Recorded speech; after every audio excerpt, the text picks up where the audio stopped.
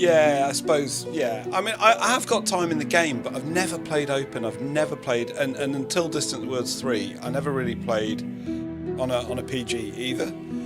It's entirely new to me, you know, and that's partly because it was on Xbox.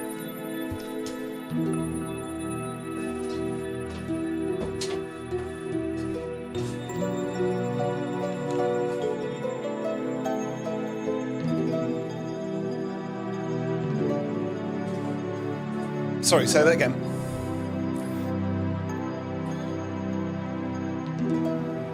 Yeah. No, I had Game Pass, but I just got I was always very casual with Elite, and I think that was partly because it was on console, because that meant sitting on the couch, you know. Yeah. I don't know how to. And because I'm so bad at it, I don't even know how to do it. Oh, there you go. I can see you there. So I don't know how do I wing thing, whatever. So I'm in the system that I posted in the chat. Oh, I can see you. There you go. Got you. Thank you. There we go. But I don't know where. Oh, I can do the navigation thing, can't I?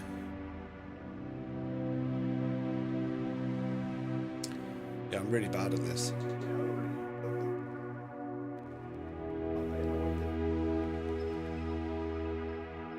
Yeah, I just thought it'd be a backdrop, you know.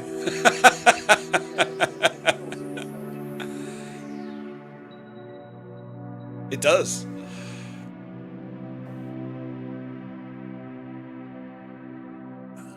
So how do I've done this before. Options.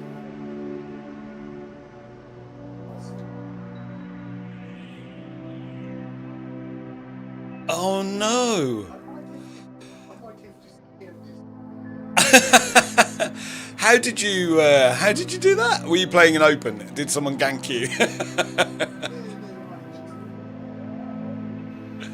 Ah, yeah. I've never done that because I'm really kind of worried about it. I don't really know how to do it.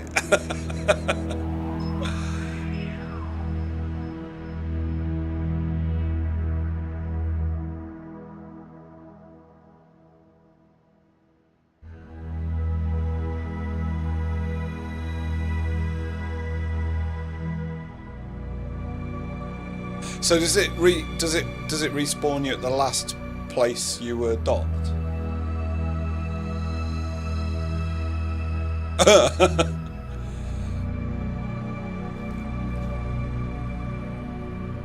Yeah, no, for sure. I kind of saw that.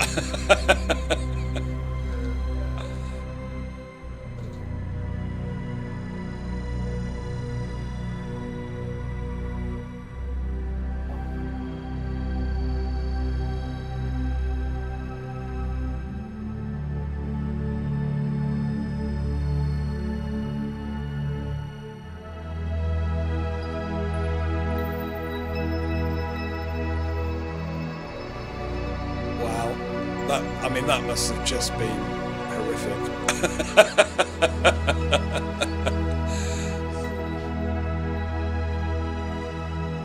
Yeah.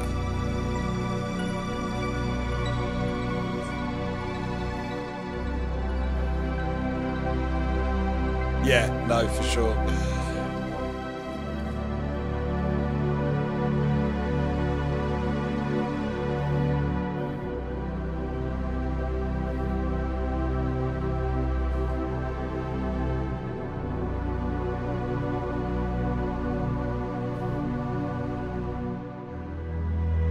It is a bit of a mystery, isn't it? I don't. What I couldn't do, just to let you know, is I couldn't shoot Brother Sabathius an invite to this chat because I'm not his friend on Discord. I really struggle with Discord. Discord does my head in.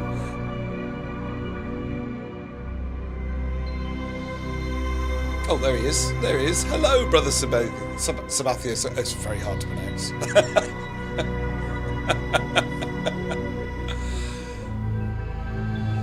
Oh, where does it come? Well, I should ask you that on the stream, really, because it's quite interesting.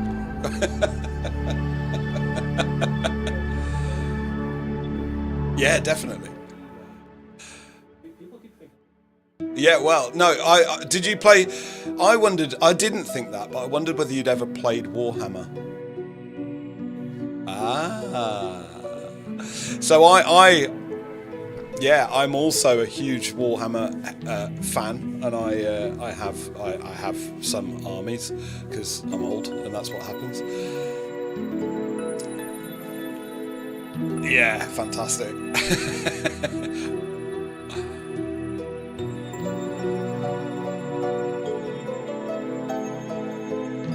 Right, yeah.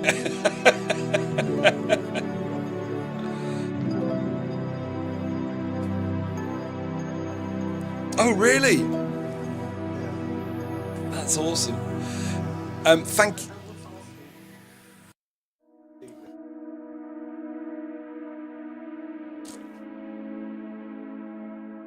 Well, that's fair.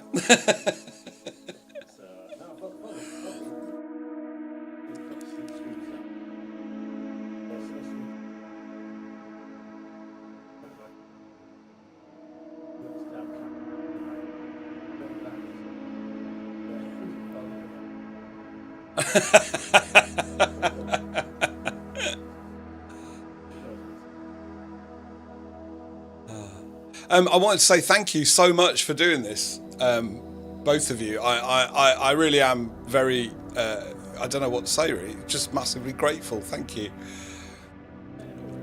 I watched your Twitch, Brother Sabathius.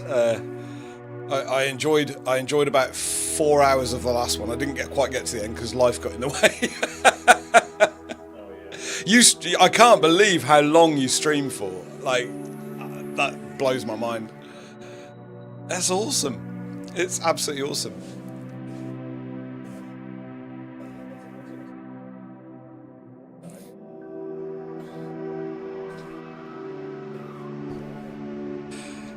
Yeah, I'm new to it. I only started streaming. I've made loads of videos in the past with Warhammer stuff and drone flying and all that kind of stuff. But the streaming thing's quite new to me, and I only did it because of Distant Worlds, and I wanted to have a kind of log, something to go back on and look at what it was that I did.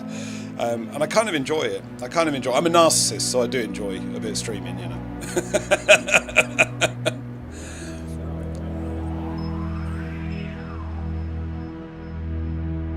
Wow, okay.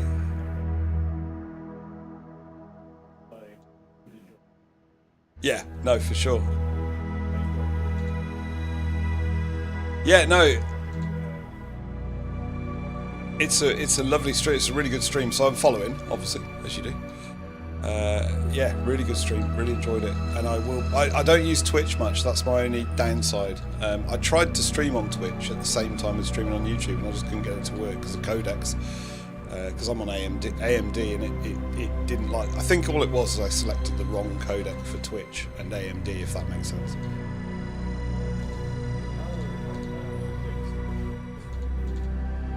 Yeah, I don't know what I selected.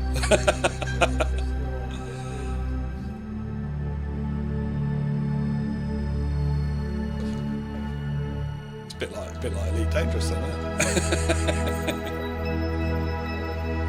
Yeah.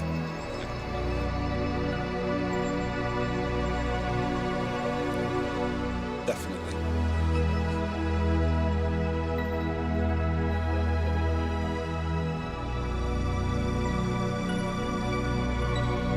Yeah. Okay, yeah. So I think I was using H.265 and it just wouldn't output to it at all. But that was my fault, not Twitch's fault. But I'd never been on Twitch before as well, so I didn't really understand anything. Yeah.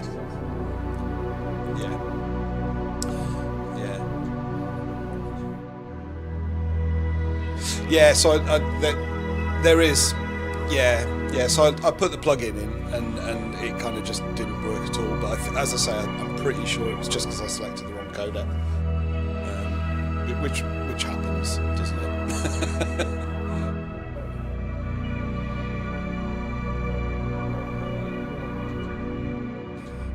Well, I'm particularly technically challenged.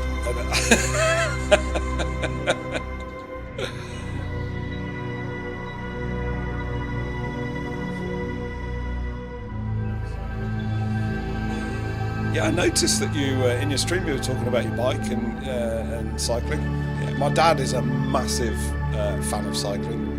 He's 82 and he cycles still regularly 150 miles a week, no problem at all. But he's cheating now, he's got a pedal assist.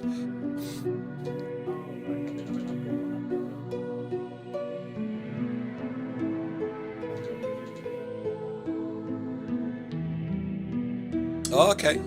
Wow, okay.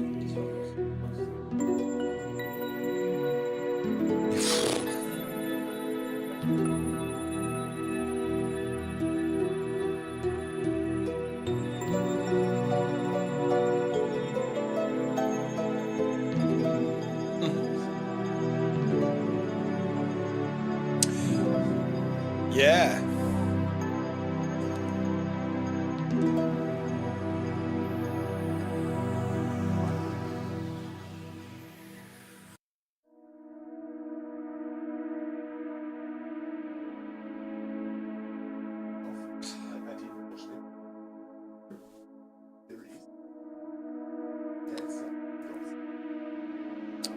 Oh.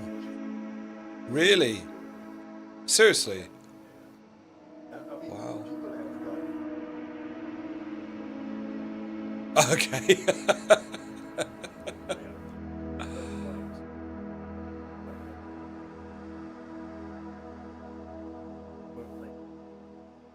How does that work? I don't understand how that happens.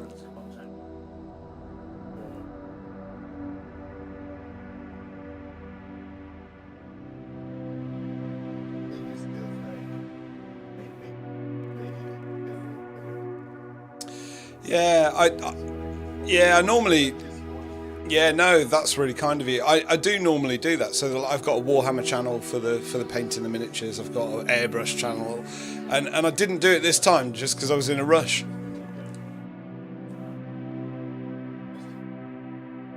Yeah, no, that's really good advice.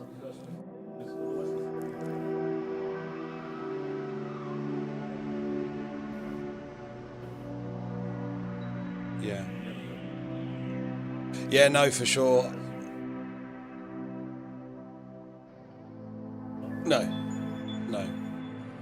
No, it's really kind of you. Thank you. The personal content that's in there is a lot. I used to have a business. I used to have a kite surf shop. I used to teach kite surfing and kite buggy and stuff like that. So a lot of it's kind of leftovers from that. And I've left it because there's customers that I had at the time who kind of want to access it and see it and stuff. But there is some stuff for my kids and stuff on there. You're right. Oh yeah. Yeah.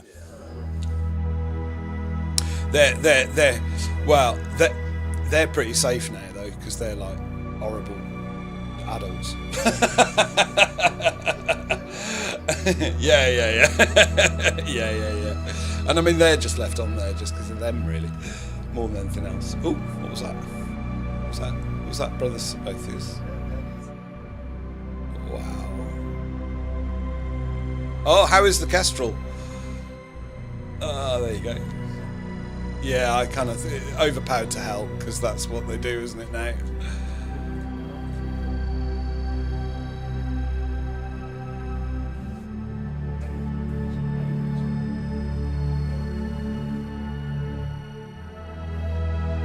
Right. I'm not sure how I feel about it, the Kestrel. I quite like aesthetics. And I'm not convinced I like this. Yeah, no, for sure. And they've definitely designed it for that in mind, haven't they? Hooning.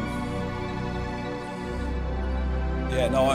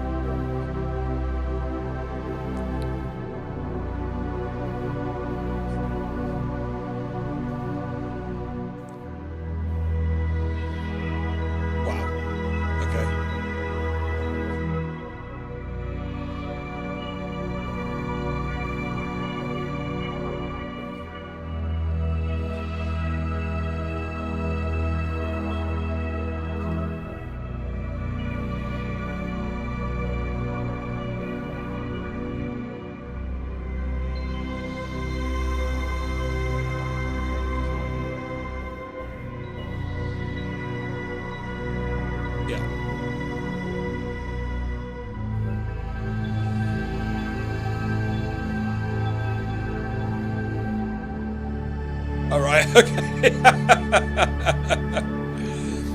So you have to be very skilled to use it then, which isn't a surprise. I mean, I thought that's what they would do.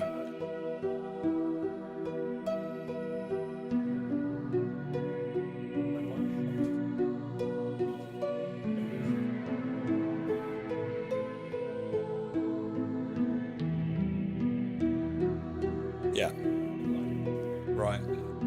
I mean, that's all totally beyond me. I was chatting with El Blood before you came in, and I was explaining that I am literally the worst pilot in Elite.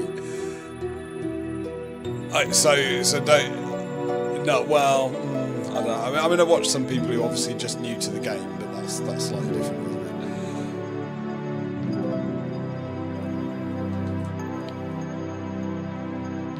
it? That's nice of you to say, but probably not true. But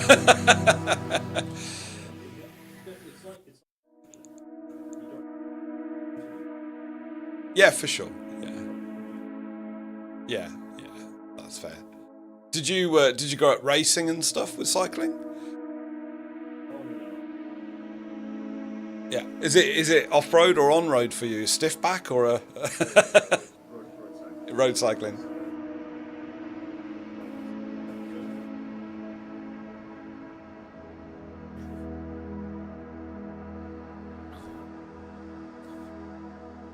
Wow. Okay.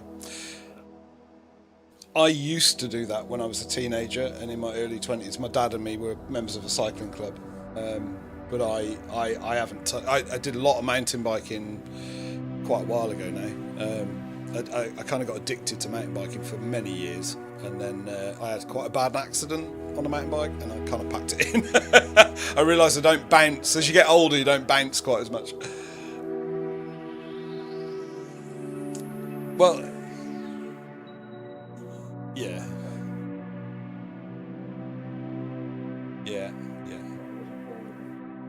It's terrifying. No, it's absolutely terrifying. It's absolutely terrifying. But the roads, I like road riding. I always liked road riding. We used to race, so we used to do 10s, I think it was 10s, 25s, 50s, with a kind of, and then sometimes 100-mile rides with the club. And I was never fast.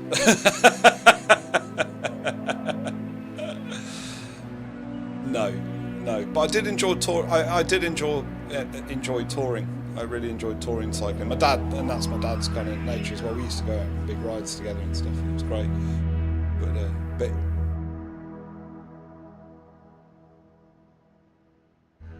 oh yeah. Oh wow. I'll bet.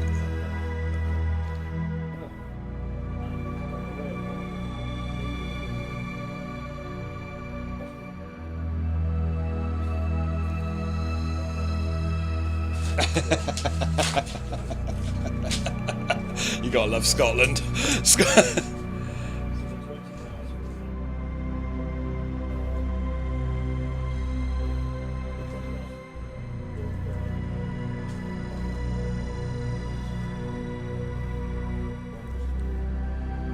Yeah, I bet. Yeah.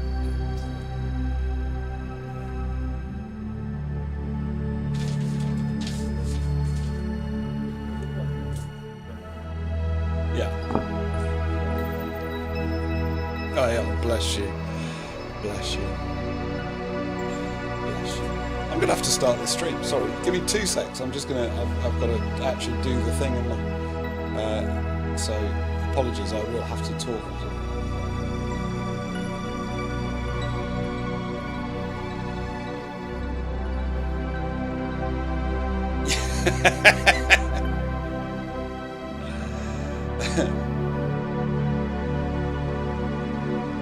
Like 8 guys with luggage flying down. Brilliant. Good evening, YouTube. It's great to see anyone who's popped in. Thank you very much, as always. Something a little bit different tonight. I'm joined by 2 fantastic guests that I'm really excited about, and I will very quickly, just kind of explain the history of why we're here and what we're doing. So if you join us on the live, that's great. If you're watching this in the future, that's also wonderful. Thank you very much. So I'm joined tonight by Elblub and Sorry, I've just read your tag, which says Commander Sister Takara, but it's Brother Sabathius. And a quick bit of history: if you watched episode 7, you know that I after reading all the Discord stuff and the Facebook stuff about gankers and ganking, I decided to jump in an eagle with no weapons and see how long it took to survive or not survive in open play, and it took 1 minute and 5 seconds. It was the lovely El Blub who shot me down and then sent me a friend request, and we had a good old chat, and he was so kind and so lovely. I was quite excited to maybe do this and invite them to explain about open play and their history in the game and those kind of things. So maybe you guys could introduce yourself. El Blub, I suppose we probably should start with you, just because you were the reason we're doing this in the first place. But if you'd like to tell us a little bit about how you got into Elite and the kind of style you play, it would be fantastic. Thank you.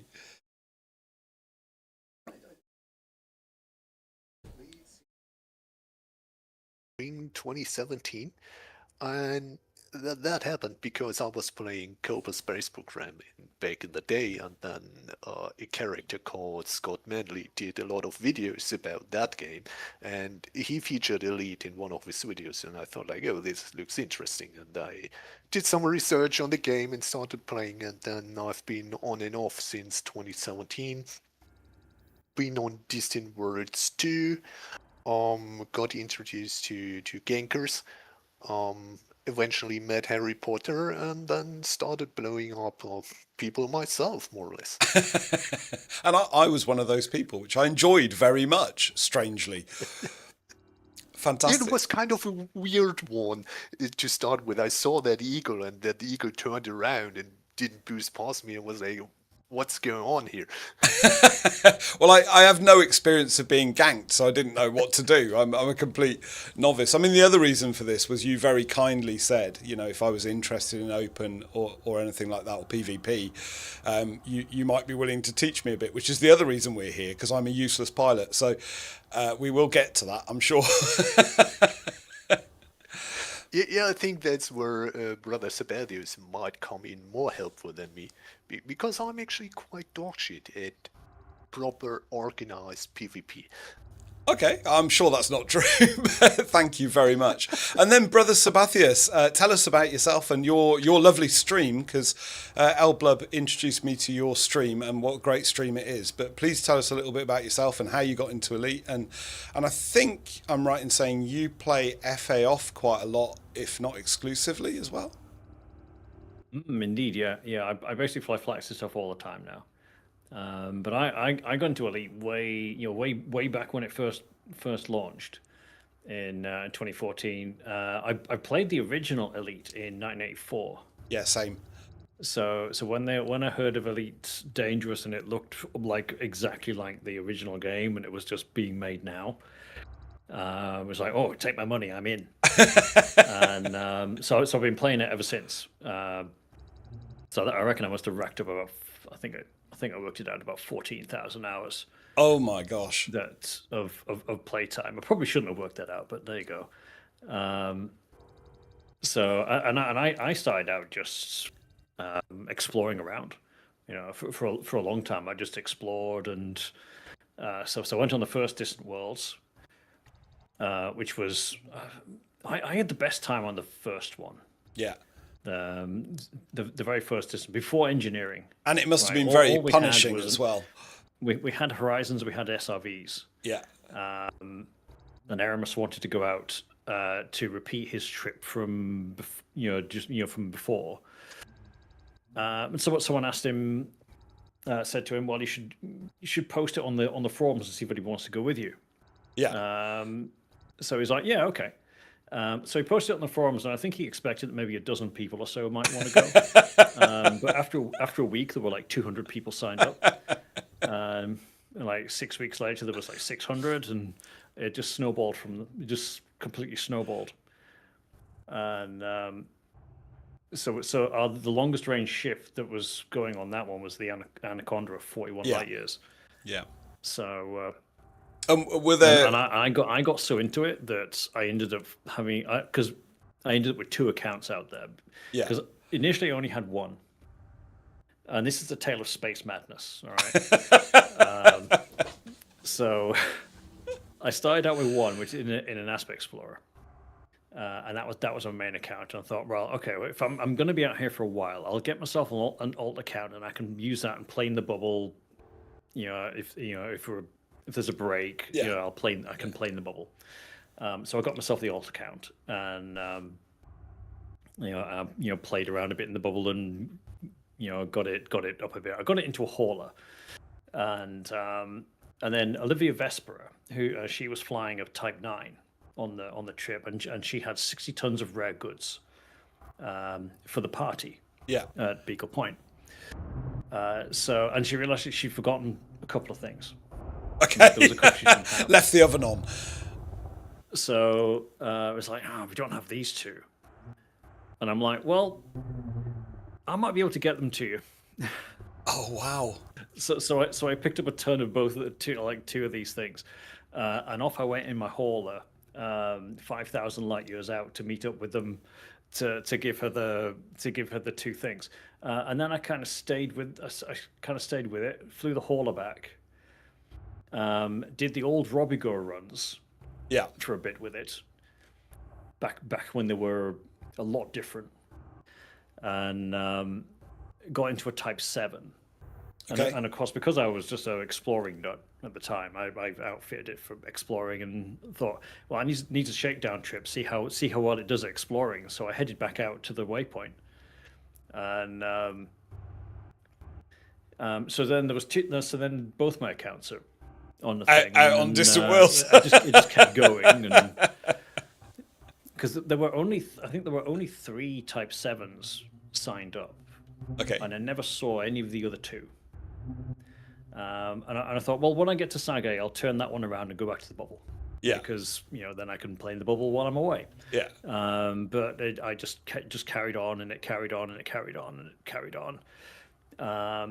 So I might have accidentally become the first person with a Type 7 to land at Beagle Point. Wow. Okay. I don't know whether that's actually true, but I might have ended up being the first one. That's so cool. Did you see there's a guy racing on the time trials in a Type 9? Oh yeah. So there's a whole thing with Type 9 racing. That's mad. So now I had two accounts at Beagle Point, and so I've got to get them home again. So away I started going back home. It's like, oh my god, this is going to be a long trip. Yeah, for sure. With two of them, oh my god. So one I headed to Formidine Rift, and then the other one I was the Type 7 I was trying to get back, and it was like, oh, this is going to take ages. And I'll buy an alt account to play in the bubble while I bring them back. Right. Okay. Yeah. So So you bought a third account one. is now my main one. So the third one I named Brother Sabathius, which is the thing. So that's the tale of space madness. That's a superb tale of space madness. Were you on Distant Worlds 2 or 1 as well, Elblub, or did you come into the game later? I was on Distant Worlds 2 here. Okay. I was like fairly near at the time, maybe played for just shy of a year, and just had unlocked the covert, because that's the ranked lock ship, and I originally planned to take an Anaconda on Distant Worlds 2, but then I was kind of surprised about how nimble the covert was in Super Cruise, and it just felt better than the Anaconda to fly. And I thought, like, okay, let's take that ship to Beagle Point, and I somehow made it in a totally paper 300 megajoule 40 light year covert to Beagle Point and back in private group. And later was like, if I still have that ship, I took it on the Distant Ganks carrier. Yeah. And it's traveling around with us now. And every time I look at that ship, I'm like, how did I even manage that without blowing myself up? I don't understand. I mean, you didn't do it in a Sidewinder, so, you know. I mean, 40 light years, it's kind of manageable, but it's at the lower margin of what I wanted to do today. Yeah, no, for sure. I think for me one of the big changes in the game, which is I do think is a quality of life change, is the Super Cruise overcharge. That's made a huge difference to just how playable the game is. And I like I'm in my Python now, which is a Mark 1 Python, and it does not handle SCO at all well. Like it overheats, it uses 1,000,000 tons of fuel. It's awful. Which is a shame because I love the Mark 1 Python. It was one of my favourite ship. Well, it is my favourite ship really. But yeah, I think Distant Worlds 3 is probably quite a different experience, I would imagine, from Distant Worlds 2 and 1. I think so, yes, because Distant Worlds 2 didn't have any carriers around. So you had to take everything with you, like limpets, or the outfitting to repair your ship. Like your SLFs, if you wanted to fly something more nimble than large ship or whatever, then you actually had to make all your way there and then go back. And if you blew up on the way out there, you were back in the bubble or Colonia, depending on where you last docked, right?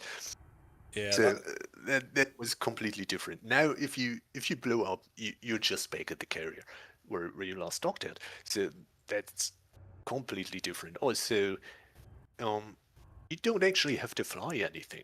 Like No. you can sit on the carrier Yeah, for sure. and wait to get shuttled there, then fly around the waypoint a little, explore there, and then shelve the game for the weekend and wait for the carriers to arrive at the next waypoint. So it's a lot less demanding in terms of time you invest to get there. Yeah. The organisation has been stunning, to be fair. I have been quite blown away by the organisation. I would imagine the organisation for Distant Worlds 2 was and 1 was equally as, it's such an achievement of the community, to be honest. I know the numbers were bigger on Distant Worlds 2, and I assume that's because there was console players. But yeah, it just blows my mind, the level of organisation that's been put into it and the effort that people have given, their time for free and stuff.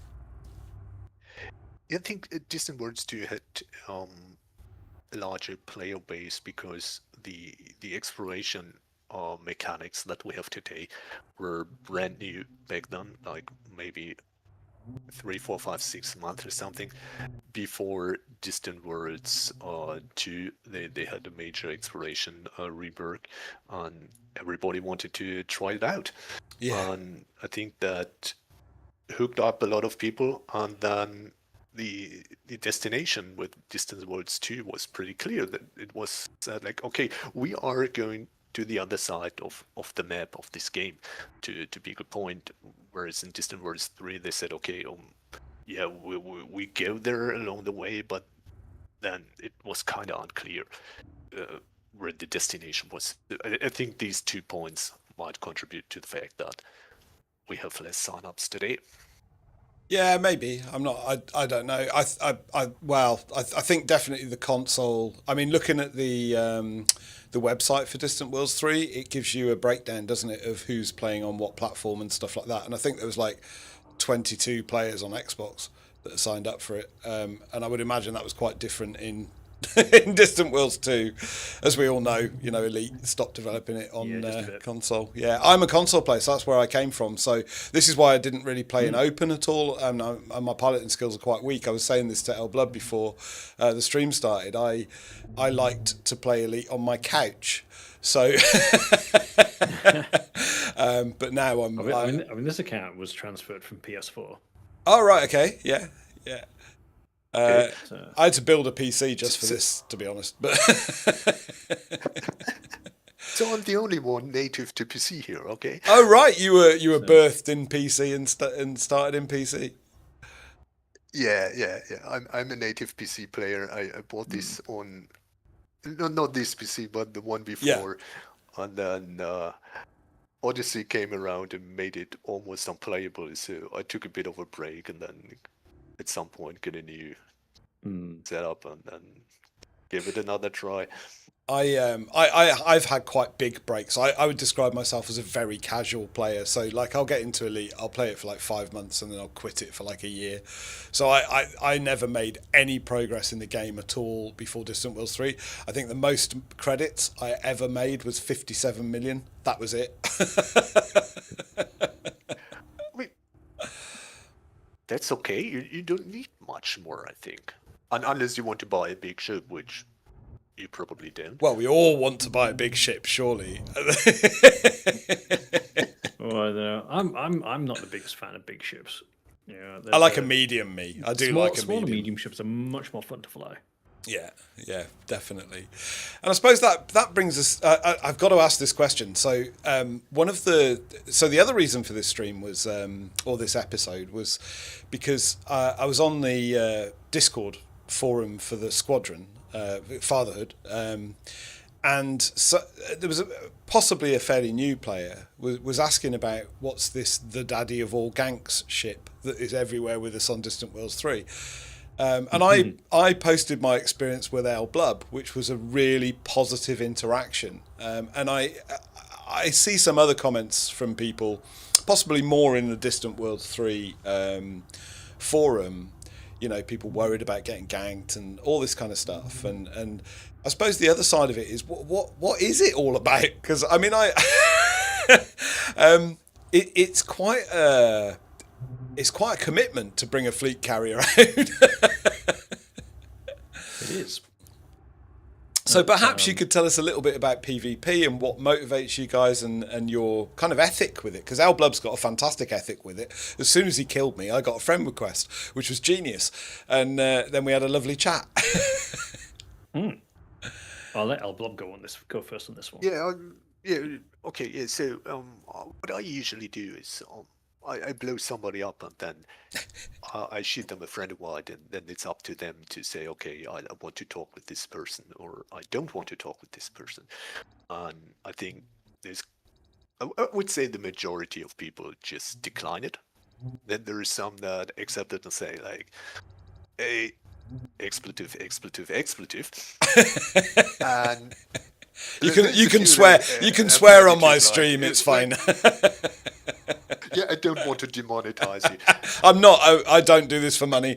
I do this purely for silliness. I will never monetize myself, so don't worry about it. But yeah, sorry. Carry on. Okay. So there's a third part of the player base that gets into conversation with you, and you can tell them, okay, there are certain steps that you can take in order to not die. And here's what you did, and this is what you better do in order to get a more enjoyable experience in open when somebody tries to blow you up. And I think it's kind of raising awareness, and it's also like you get in touch with people. Yeah, well, they might have like a gameplay loop, like exploration as the favorite or whatever it is, and you can point them to a few locations or whatever it is, and like enhance their gameplay. Yeah, and that was the fantastic thing about our interaction is I really enjoyed our kind of text chat on Discord, and it opened my eyes completely. To be honest, I didn't expect that, and I was thrilled. I was overjoyed because the reason I'm on Distant Worlds 3, to be honest, is to meet people and make some friends along the way. That's the primary reason for me, because Elite for me, like yourself, Brother Sabathius, I played in 1984. I remember spending hours trying to dock on a BBC Model B, just trying to land on the final boss was yeah. the station. Yeah. I don't think. Yeah, and weirdly, because I'm trying to learn FaOff and I'm really bad at it.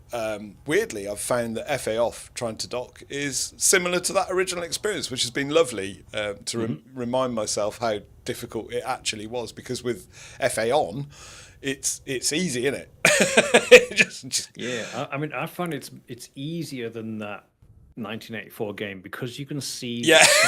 Right? They're not all just like vector lines. When you're lined up by looking at the tunnel. Yeah. And of course, in '84 you couldn't No. because it was just a square, not a rectangle on the screen, and you couldn't see whether you were slightly off or not, and that's what made it really difficult. You had to line up from long way out. It was just you were crazy. right. Yeah. So, brother Sabathius, what's your take on kind of PvP and ganking and kind of that stuff? Well, I mean, my first experience of it was after I got back from Distant Worlds, I joined the Fuel Rats. Yeah. Oh wow. Okay. And for most of this time before, I was basically playing in solo and private groups. Joined Mobius, the big Mobius private group, and I would play there or play solo.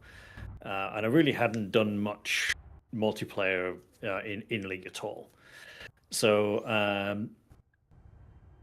joined the Fuel Rats, and of course the Fuel Rats do all the rescues in open because it's easier. Because then you don't have to mess around with joining this and that private group. Everybody has access to open, so you just do it in open because it's easier and quicker. So you have to be prepared to fly around and open. And there was two schools of thought on this one. One was, well, you can build the ship stronger, so that if someone comes after you, you might be able to get away. But of course, that's going to reduce your jump range. And the Fuel Rats, it turns out, are very competitive. So when a call comes in, everybody that's in the IRC at the time, they see the call come in and they check where the system is from where they are, plot a route, and then they call how many jumps they've got to get there. So the lower the number of jumps you have to go, the more chance you're going to get selected, and you might get the first limpet. Right. So the usual tactic among the Fuel Rats was just to consider the ship expendable. Yeah. So if you ended up having to do a rescue at the CG or something, in you went in open in a paper bag, stripped all the protection of a paper bag. And if you got blown up by a ganker on the way in, well, shit happens, Yeah. the ship's expendable. That's why we send 3 rats. Right. Okay. One of them's going to make it. Less than 3, there never should be. Yeah. That's the philosophy. And that was where I first got ganked. Okay. But it wasn't at a CG or anything like that. It was I was doing a CG in my Anaconda, and playing in I think I was playing in solo at the time, doing the CG. I always had a fuel limpet on board the ships. Call comes in and was like, oh, I'm 2 jumps away. Here we go. Get assigned, switch over to open, off we go. And it turned out that it was what they call a cat call. Okay. Which was where someone will put a call in to get you to come out. The rats come to you and then they get killed. And that's so horrible. So when I dropped on the client, there were 6 corvettes. Whoa. Okay, so slightly outnumbered and outgunned. So yeah, it did not survive. No, it did not survive. That's awful. And the rats were like, "Well, you okay? You okay for the rebuy?" It's like, yeah, that's fine. Plenty of money. So and I wasn't, and I got to admit, I wasn't sure what to make of that. Yeah. At the time, it was like, like. It's a bit naughty, isn't it? It's a bit naughty.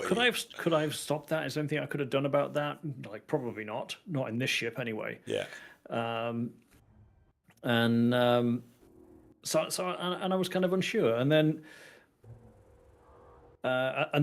shortly after that the PvP hub opened up, which was I guess they were trying to make PvP a bit more accessible to people. Because it seemed the PvP community otherwise seemed to be a little bit shut away. Yeah. So they started the PvP hub where you could basically join their Discord and you could sign up for matches, and they would try to make up teams that should be relatively equal to each other. Okay. And then you went into a ring where we are now, and you had a fight. So it was 4v4, 2v2, whatever you wanted. And because I thought, well, maybe I should learn something of this, because you know, if I go and try some of this, I'll probably learn something. Yeah. And turned out I learned a lot. Yeah, I'll bet. By doing some PvP, some PvP combat. So I spent a good 6 months doing that, and that kind of changed my outlook on open completely. Just hanging out and doing things with them. Not just fighting. Just kind of hanging out with them. And it's like this. Everybody has been telling me that the PvPers are, evil people. Well, same. Yeah. So that cats and dogs. Yeah. And it's like, this is completely not true. No, and again, that going back to the reason for this stream, that's entirely the reason for the stream, because the stuff that I'd read, and bear in mind, I only came into the community, although been playing Elite for 9 years, I only came into the community in since the start. What was that? A month and a half, 2 months ago. Start of Distant Wheels 3, and I hear that everyone says it's a lovely community, and my experience is what an amazing community. But I think ganking and gankers might be massively misunderstood, and that because of the things you've just said, both of you really, and because of my experience with Al Blub. It was a real eye opener for me. Yeah, at the end of the day, we're just having fun in the computer game. Yeah. And it's just that other side. In GGI, on the GGI Discord, we're just hanging out and having a laugh. Just the same as then. It's kind of the same as on FleetCom. Everyone's just chatting away together, and like all squadrons on the other side. Yeah, definitely. And I was going to ask you that as well, actually, because I've joined the Fatherhood. I did a bit of research, and I've never been in a squadron ever. But I'm guessing you guys are part of a squadron. Oh no. Oh really? Oh, not really. I mean, I am in a squadron, but it's consisting of solely me. We can change that. During Power Play version 1, you would only get one type of Power Play module per power. So if you wanted to get all of them, you had to pledge to another power, then wait the 4 weeks, get the merits, buy as many modules as you would possibly ever need, leave the power, go to the next power. So, and I was with the Federation, and I was playing along with them, and we were undermining like Imperial or Alliance systems. And when you suddenly turn up with a pledge like Essling Duval, and everybody thinks like you're the enemy, and starts interdicting you and shooting you, and you're like, oh, hold on guys, we are playing on the same team. And so I created a squadron that had the abbreviation FEDR, so that everybody would see, okay, that guy is probably with the Federation. That essentially was like an extended version of identification friend foe. So that's why I created this squadron, and then I just kept it around. Wow.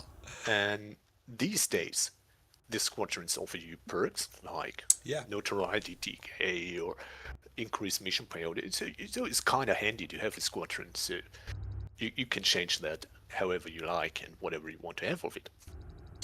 Yeah, I think my reason for joining the squadron was just to... I realised at some point Distant Worlds 3 will end, and I just wanted to maintain that contact with part of the community, I guess. So a totally different reason for joining the squadron. But I assumed that you guys were in a squadron. Sorry, I should never assume. No, I mean the Gankers that are out, they're not all part of the same squadron or anything. That's... GGI is just a collection of individuals. It isn't an organized thing. I mean, that's kind of true to role. No one's telling anybody, "Oh, go here," and everyone just does what they want. There's people are in many squadrons. Yeah, for sure. The only entry requirement for GGI is that you have to post a video of you. I saw that. Yeah. and currently there are 3 ships that are banned. Oh, really? And I think the Kestrel's going to get added to this. 3 ships are banned from use for the entry video, and that's the FDL, the Python Mark II, and the Corsair, because they're considered far too easy and everybody uses them anyway. Right. So they're looking for something that might be a bit more funny. Like I think one guy got in. Diamondback Scout. His entry video was a gank. He was using a Type 8 with all missiles. Okay, nice. Yeah. So that's funny. I bet that was spectacular. Though. Yeah, mine was when I was up in Colonia once. It actually happened on stream. I was up in Colonia once, and I was at a ground settlement, and I'd got out in a Scorpion. And this guy came around and was like, "All right, I'm not having, don't want him messing up my missions or anything else." So he landed and he then came in. I think he was looking for me. So I went outside, got in the Scorpion, blew up his ship with the Scorpion, and then when he came running out the door just in time to see his ship blow up. And then I ran him over with the Scorpion to take him out of the take him out of the picture. So that's the one that got me in. Oh, it's brilliant. That's so amusing. Yeah, I think I used the 7 multi-cannon gunship for the entry video game. That's just like it's funny to watch if you shoot and it's just multi-cannon shooting all the time. I do. I think I also put autoloader experimental effect on them, so they never really stop shooting. Like you can permanently, as long as you have time on target, shoot, and the cannons just go taka taka. Have you ever played Warhammer Elblub? I ask because you'd be a perfect orc player, and they like things that go bang.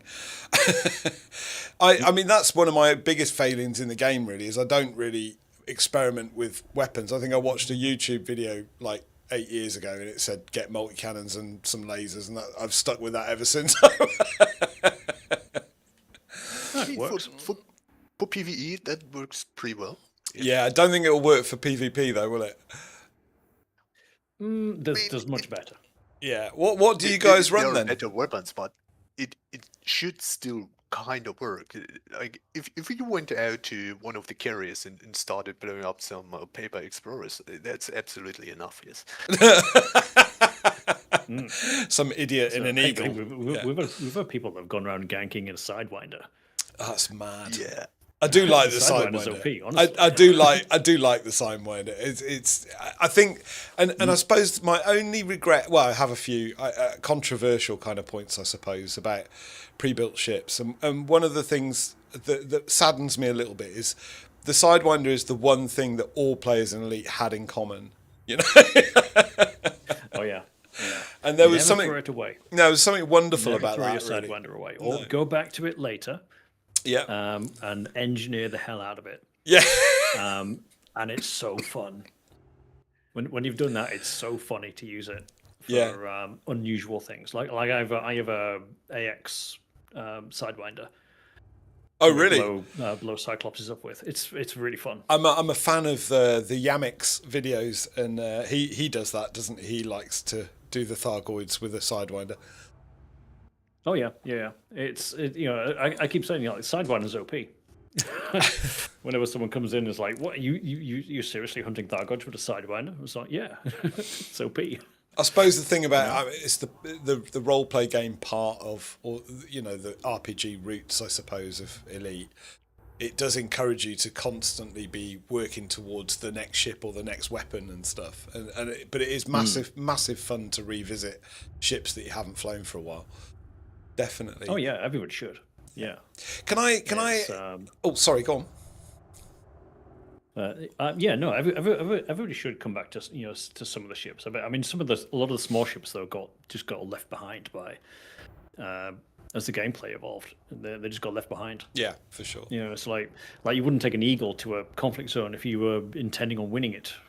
No. It just can't do it. Yeah. Yeah. And that is a bit of a shame. You maybe could, but it would be ages. Yeah. Whereas you could take a Python Mark II in there and clean it up in 5 minutes. Wow. 5 minutes for that, or like maybe half an hour at least, if you could stay around long enough with the Eagle. If you're doing it for BGS, you're going to pick the Python every time. Yeah. And do you guys play? I hate to use that term. Do you play the BGS? But do you manipulate and interact with the BGS as a planned kind of thing for you guys? Is that part of the interest for you? Oh, I do. Yeah, I do in the bubble. There's with 3 accounts. I do have my own squadron on my main account, but my other alt is in a squadron called the Brigade, who are basically a mercenary group. Okay. So if you've got a BGS war you want a hand with, hey, come talk to us. We'll particularly go and help smaller groups against bigger groups. Oh, brilliant! The underdogs fight for the underdogs. So if someone's being outnumbered and someone's they're being an arse to them and they seem to have more numbers and they want help, we'll come and help. We're not particularly interested in taking the side with numbers. It's like, you've already got numbers. What do you want us for? Yeah. You clearly don't need us. We'd rather go and help the other side. Yeah. I like that. But the whole philosophy of us is that we do all our BGS in open. Yeah. Yeah. So if I'm actively playing the BGS or playing power play to do power play or BGS things, then I'll do them in open, unless the game at that point is broken and something just won't work. Yeah. In which case, okay, we'll have to do it in like solo or something, but otherwise we'd do it all in open. That's the whole philosophy. Does it get very? I've got to ask this because there must be a downside, right? So does it get very frustrating when you've put? Because the thing about Elite, and I love the game. No, this is not a moan. This is not a whinge, but it is punishing in terms of time. And I just wonder, does it get very frustrating if you're doing something like, I don't know, doing a lot of BGS type stuff that's taken a really long time, and then you just get like wiped off the face of the galaxy? I mean, it depends who's on the other side. I mean, there's some that you do, and you're just plainly completely outnumbered, and there's nothing you can do about it. Because BGS is basically a competition of who can do the most PvE. Yeah. And if there's too many numbers on either side, then there's nothing you can do about it. They're going to end up putting more points on the board, and it's simple as that. Even if they are doing it all in open and you've blown a few of them up, it's not going to make any difference. There's enough of them that you're not going to win it. And once or twice that's happened. Sometimes it's gone the other way. Like where we've had people that are like, I'm gonna do this and I'm gonna get all my guys to come and steamroll your BGS, and it turned out it was basically only them. Yeah. And so there were no other guys. Like, oh right, really? Let's go. And then they got absolutely steamrolled. Because it was basically just like them and one other person or something. That's brilliant. A couple of those. Love that. The one that stands out was Oka, and he was all for interfering with our home BGS. Yeah. Okay. And to be fair, he did want to do it in open. Yeah. But for 4 hours, he tried to get out of our home station because we're an anarchy faction. Yeah. So our station is anarchy. We can shoot anybody outside the station and it won't care. Yeah. As long as we don't shoot the station, it doesn't give a shit. Yeah. So for 4 hours, he tried to leave the station in his Dolphin to go and do missions, and we just kept blowing him up. 43 times. That is quite comical. Quite bad. So that's brilliant. He's kept going. He's a special case. He really is. I love that. So the other kind of topic I kind of wanted to ask you both about, really, and I don't know about you, Elblub, I don't know whether you do this, but the other topic that I wanted to ask you about, because I'm fascinated by it at the moment, it's my my ADHD brain has switched on to something new, is flight assist off. So L-Blub, I'm not sure. Do you fly? I mean, obviously you toggle, like everybody toggles, but do you fly flight assist off? Are you into that, or is that not a thing for you? I'm doing it way less than I should. Let's say it like this. I'm not really good at it, so I'm toggling. I'm usually just doing it in order to turn into a direction that I'm not flying in to keep time on target or, For sure. whatever it is. And I really should do it more in order to get better. But yeah, that's the thing. You have to actually sit down and say, okay, I'm doing this now, and then you slowly get better. But the thing is, if you're just blowing up paper ships like distant words, there really is no need for it. Most of them fly in a straight line. Yeah, no, for sure. And then you're there, okay, I match their speed, hang at their thrusters, and blow them out without even targeting them. And the ship goes boom. Yeah, so it's, in organized PvP, if everybody has a properly built ship, then it massively increases your performance. Oh, really? Well, because there are some drawbacks, definitely. Like I've been practicing on Distant Worlds 3 by trying to, when you go down to a planet and you're doing exobio and you get your comp scanner out. I find that's really hard in flight assist off with like small plants. But and that's why I say I think there's some disadvantages as well as some advantages. Yeah, if you do it in with gravity around, that gets harder, because you constantly have to push up your ship against for sure. Gravity. Yeah. But if you do it in open space, that's just 6 degrees of freedom. Yeah. I'm finding that now, just going around your ships. I haven't done this before, and it's been fun just using my cockpit as a camera, really, and filming your ships. It's kind of nice. But the thing for me is I don't know why I'm messing around with flight assist off. Sorry. I've got no idea why I'm doing it, but I really, really am enjoying it. I'm terrible at it, but I enjoy it.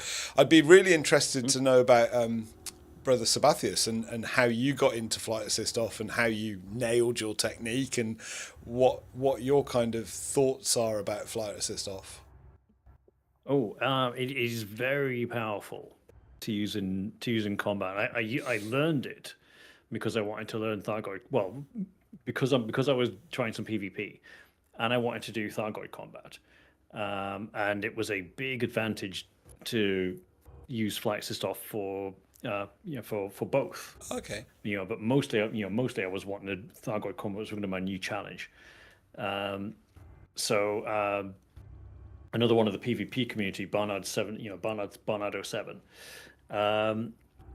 They did a whole series of streams where they were teaching people flight assist off. Yeah. So we all got winged up together, and we went through exercises and drills that you could do to help you tethering, help you learn flight assist off. And I mean, it must have been a good, like 6 or 7 of us, all together doing the exercises.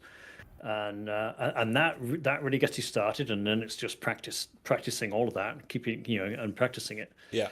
And that was great. I mean, the first time I ever tried flight assist off, I arrived at a station and I thought, okay, let me try and see if I dock flight assist off. It took me 10 minutes. Yeah. So. 10 minutes even to get to the mail slot. So this is ridiculous. I can't do it. Yeah.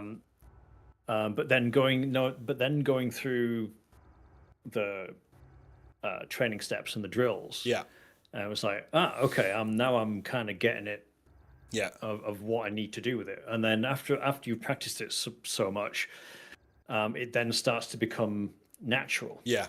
Yeah. So instead of having to think about what thrusters do I put in here, which direction when you stop thinking, having to think about that, because now it's automatic. Yeah. And now you just think, okay, I need to go over that way and point up. Yeah. And then your brain just does it. Do you ever get disorientated when you're doing it? Oh yeah. Yeah. Oh good. It's not just me then.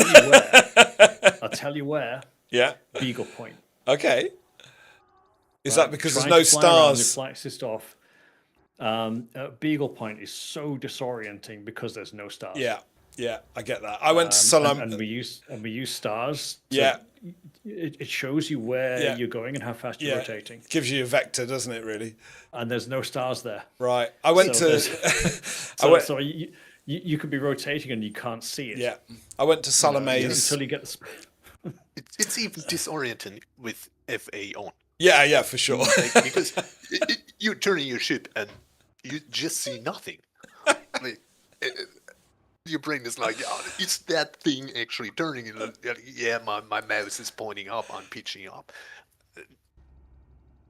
You've just kind of answered my next question, actually. Funnily enough, Elblub, I was going to ask you, and I know the answer for Brother Sabathius because you mentioned it on your stream, but I'd love to know what control method you use for the game, and why you chose that. I'm using keyboard and mouse because I largely can't be bothered with ordering a stick, and then everybody that has a stick is going like, "Oh, my stick broke."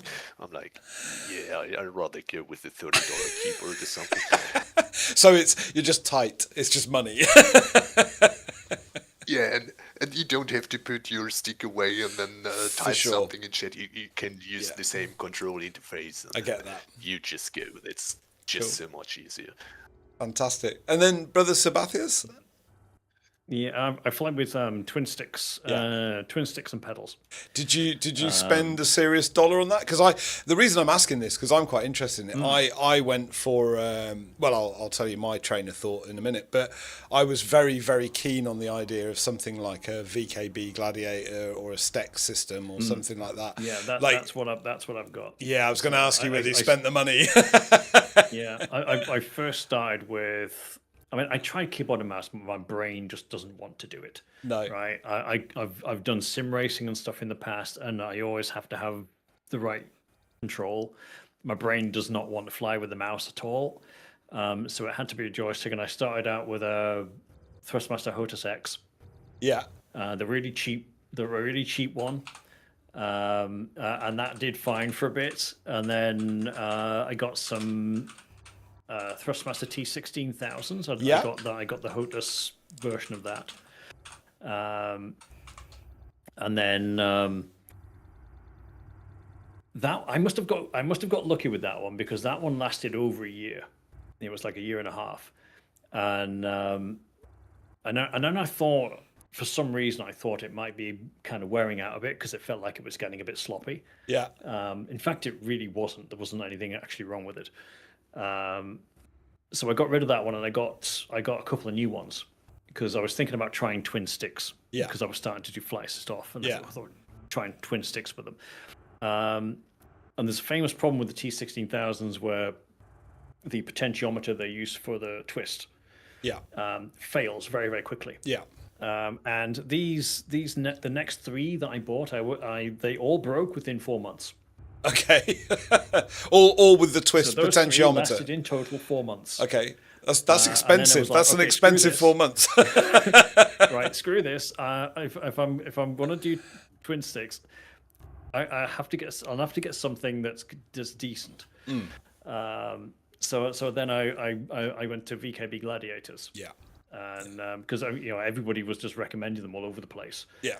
And so I ended up getting them, and I use pedals for forward and reverse thrust. Yeah, I've seen quite a few. I've seen quite a few people do that. Yeah. Yeah. And these sticks have been the best things ever. Yeah. Do you have the kind of slopey handle one, or the straight uppy handle one, if you know what I mean? Twin straight sticks. Okay. I've tried the Omni throttle, but it's because it's on the desktop, it's a little bit too high. Right. Okay. And it's an awkward angle, so I just prefer the two straight sticks. So I was really keen. I like a bit of hardware. There's some group chat in my YouTube. Someone said VKB is fantastic for Elite. That's Frank. Hi Frank. Now Fox has said gamepad is where it's at. Lol. Now Fox is about the gamepad. Well, I'm going to talk about the gamepad. I'm going to talk about the gamepad because I'm using a gamepad. Thank you so much for dropping in. I think these are your followers on Twitch. They're nothing to do with me. I've got like one person who drops in. So thank you very much for coming. That's awesome. So I do like a bit of hardware. I'm ADHD. You know, I have to buy stuff. It's impulsiveness. I'm broke because of it. But so I looked at the VKB Gladiators. And the Omni Throttle and the Stex. I was kind of confused by all of it. Not confused, but I couldn't decide. But for the same reasons that you said, Brother Sabathius, the resolution that you get with a stick gives you that fine control with flight assist off. So I was kind of looking at it from that same point of view.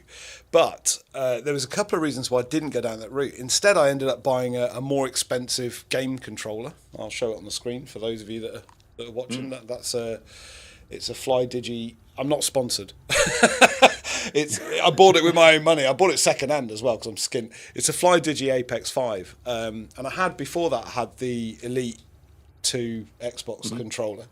I couldn't get the resolution on the Xbox controller at all for FaOff. I just couldn't get it on the fine control. But with the FlyDigi controller, I've been able to put in. I thought I'd use like an exponential curve on the sticks, but I haven't. I've ended up with linear, but it's because it polls at 5,000 hertz. It's enough to be accurate, and suddenly I could land. Yeah, suddenly I could land. Yeah. So I really like the controller. But the other two, there was three other reasons why I stuck with controller. 4 maybe. One, I'm used to it because of Xbox, because I started playing Elite on Xbox, so I didn't have to relearn anything. That was a bit lazy on my part. The other one was desk space. I just don't have the desk space because my computer's set up as a home studio as well for recording music. So it's pretty it's pretty tight on space. Yeah. And then sticks do take up a bit of room. Yeah, I'm still looking at it because I quite like to mount them on the chair, if that makes sense. But then the chair I use to play the piano, so that wouldn't really work. But and then the other reasons were money. Honestly, I just couldn't afford it. I looked for second-hand VKB sticks. They just don't come up that often. The straight sticks do.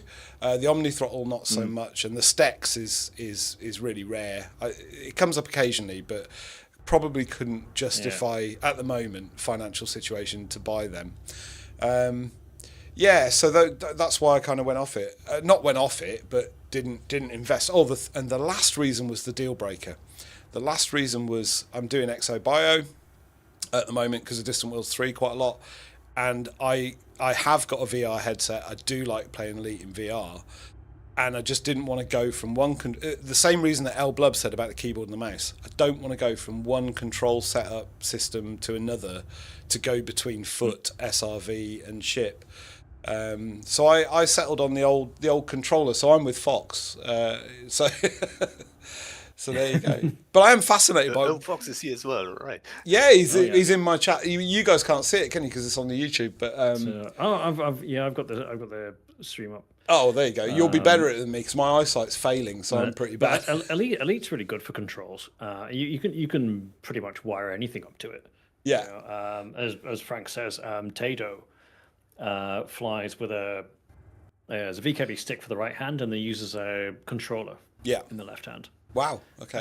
Mainly because he got a shoulder injury. It used to be Hotus, but he got a shoulder injury, and it was really, really painful.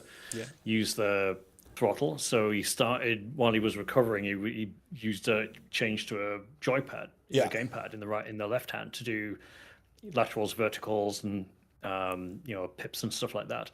And then he just stayed with it. Wow. Love that. So then that whole arm could just relax, and he can just use the gamepad. He's also got a great video on his channel of when he was doing flight assist off drills with a dance mat. So which I thought was really cool. What, controlling flight assist off with a dance mat? So he's using the joystick for pitch roll and yawn. He was doing the thrusters with the dance mat. That's genius. Was he in rhythm or is not? Oh yeah, no, it was legit. Yeah, you had the foot cam there and everything. Oh, I love that. I mean, that's the other thing, isn't it? And going back to the conversation that we were having before about Distant Worlds 1 and 2 and 3 and Fuel Rats, and what you guys do in the BGS with your mercenaries and everything else. I'm kind of intrigued because you play other games, Brother Sabathius. I know you do because I saw a couple on your stream. Al Blub, I don't know whether you play anything else. Yeah, I play like a bunch of other games, like a set of course. Okay. Are you playing the rally one? For example, have you played the rally one? Because the rally one's amazing. No, I play like the original one. Yeah. Like, what's it called? Is it called? Yeah, just a set course. And you can play that with mouse and keyboard. You just put the steering on the x-axis of the mouse, and then you don't need any wheel or something. I can't imagine how to do that. Yeah, like I am used to playing like driving games with the keyboard. Yeah. Steering. Yeah. Keyboard. I needed to relearn that. Like the first couple of hours, I was hitting every ball that was. It was painful. But I'm used to it now. It works. Yeah, I think that's the thing, though, isn't it? Once you get used to it, whatever it is, you become more proficient at it. Like if you play like real-time strategy games, it doesn't matter whether that's simple Age of Empires 1-2, whatever there is, you're better off with mouse and keyboard. Oh, for sure. Yeah, definitely. Yeah. But the thing I was going to ask you is, I, from my point of view, one of the things that keeps blowing me away, being new to kind of not multiplayer, I don't want to call it multiplayer, but being, looking at Distant Worlds 3, being new to a private group or open, and the community. One of the things that's really blown me away is that I can't think of another game where things like Fuel Rats, rescuing someone across the other side of the galaxy, the mercenary stuff that you were talking about, Brother Sabathius. I can't think of another game where all that stuff happens, but am I wrong in that? Is there other games like Elite where that happens? There's probably one or two. I think Elite's been pretty unique for that kind of stuff. That it basically just lets you do anything that you want. There's only two places I really can think of where you cannot use a weapon, and that is in a station concourse or in a fleet carrier concourse. Okay. They're the only two places in the game where it will not allow you to fire weapons. I'd never thought about that. So, which is kind of sad. Yeah. Yeah. So if you want to open fire inside a station, the game will let you do it. It will then kill you. Yeah, for sure. But it will let you do it. It will kill you in a spectacular fashion. In station concourses. Yeah. So Elite is very Darwinian. In that. I think somebody described it as that it was very Darwinian in its approach, in that it drops you in the deep end. Right, when you start the game, it drops you in the deep end with a couple of bricks in your pockets. Yeah. So it doesn't help you at all. Yeah. With your gym jams on and it's like, here you go, you figure it out. You've got some other folk in the chat just to mention. Frank likes pie. Says, "Hey, I'm a part-time fuel rat, part-time ganker, but not at the same time." I assume. Yeah. Frank's. I think he's at the top of the leaderboard right now. Okay. He's the top distant ganker right now, I think. Okay. I think he is, yeah. I think he's top of the leaderboard right now. I need to ask you a question about that, actually. So here's a question. Here's a question, right? He has 175 kills right now. Okay. So my question is, right, this is a bit of a weird question. If you're ganking on Distant Worlds and you've got a leaderboard going, which I didn't know, that's genius. But how do you find your prey when most of them are, myself included, are playing in the private group or in solo? Where do you get your victims from? It depends if anybody just actually logs into Open. Well, I did, but I did it on purpose. I mean, some people are following along and they want to do it all in Open, or they haven't got into the private group for whatever reason, or someone misclicks and ends up in open. That's generally where they end up. I'm surprised or that's they've gone into open from force of habit. Yeah. Maybe they normally play open in the bubble and they just automatically click in. Fox has put patience, social manipulation, and camping lots of carriers. Hanging out the that's carriers brilliant. a lot. Yeah. The other person that's dropped into the group chat. Thank you very much for stopping by, guys. Really appreciate it. It's Time Splitter X. He's also said hello. I say he. I don't know, but I don't know if that's one of your crew. Also, you'd be very surprised how many gankers there are in the fuel rats. Well, yeah. Well, because open play, I guess. Yeah, there must be something to that from what we were talking about earlier. You know, anyone who joined after the cutoff for PG application is also stuck in either open or solo. Okay, that's true. Yeah. And then Jan RD2345. Remember, killing someone fills up the fuel tank. Ganking is fuel ratting with extra steps. Okay, yeah. Free tank of fuel and a new repaint. Is that how that works? You also dock them, right? Mm-hmm. Is that what? So, if you gank, sorry, go ahead. No, I was going to say, is that right? So what happens when you gank someone? Yeah, when you get go through the rebuy screen, when your ship spawns, it'll be fully fueled. Oh, I see. I thought you meant you got that benefit. I thought you meant you got the benefit for actually killing someone. I have turned on Distant Wars 2. Yeah. Because I was fuel ratting on Distant Wars 2. So I built a ship, drawing on all the experience I'd got with PvP community and everything else, and knowing plenty of gankers, I knew what might come up against me. Yeah. So I wanted to go out there with a ship that should have a chance of surviving if it got ganked, if it got a gank attempt. So that's what I built. It never got tested out there. I got 2 rescues out there, but never had any gank attempts. Even when I was in a big mass jump. Which waypoint was it? It was waypoint 8, and we were way up at the top of the galaxy above Sagae. And in the PG, I think there were like 50 odd ships in the instance, and one of them was a ganker that he'd gone in with an alt, gone into the PG, and he'd waited 50,000, 40,000 light years for that moment. And as we started the mass jump, he was able to kill 3 ships during the countdown. Wow! And I was parked right next to him. I only realized that later when I watched my stream back, and it was like, that's the guy. Wow! That's mad, and I've been parked right next to him. It's mad, but while we were out, we had there was someone who wanted to join a new rat, and he needed to earn his tail.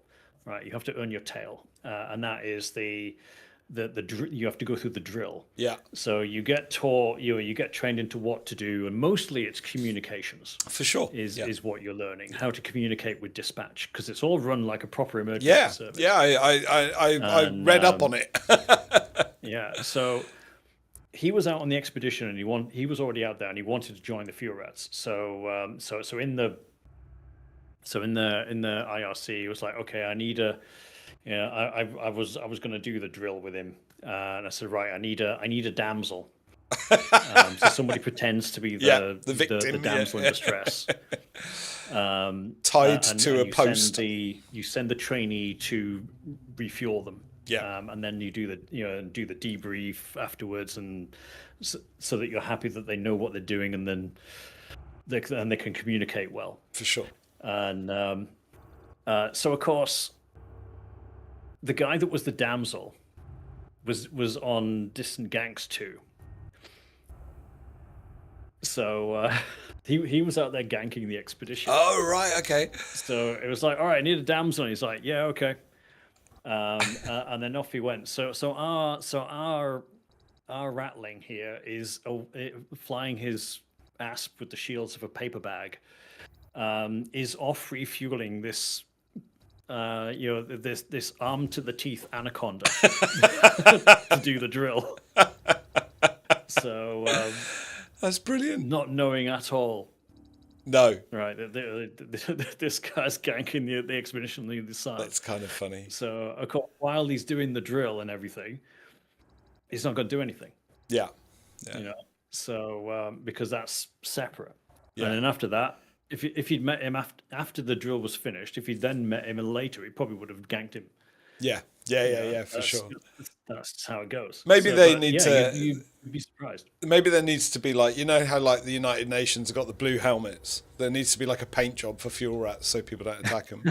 We've asked for that so many times. That's what needs to happen. It's like British. It's like British Red Cross, isn't it? And I think they should. I think the NPCs have this search and rescue one. Yeah, everyone's like, "Oh, sell us that paint job." FDev, you want to buy it straight away. But maybe you can only earn it or something. Yeah, there is. Is there a decal? A decal? Decal? There is a decal. Yeah, if you get 10 first limpet rescues, you get a decal. Okay, fantastic. I got to be honest, fuel rats. Fuel rats has always appealed to me, but I'm rubbish, so I wouldn't be able to do it.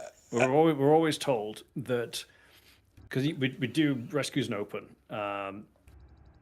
Unless there's a very good reason for having to do it in a PG. Yeah. We'll do them in open, and you might get killed. That's just how it goes. Yeah. But you're also not allowed to, kind of try and get out of it by saying you're a fuel rat, because unless you're actively on a rescue, you're not a fuel rat. At that moment. Anyone that starts claiming that. Yeah.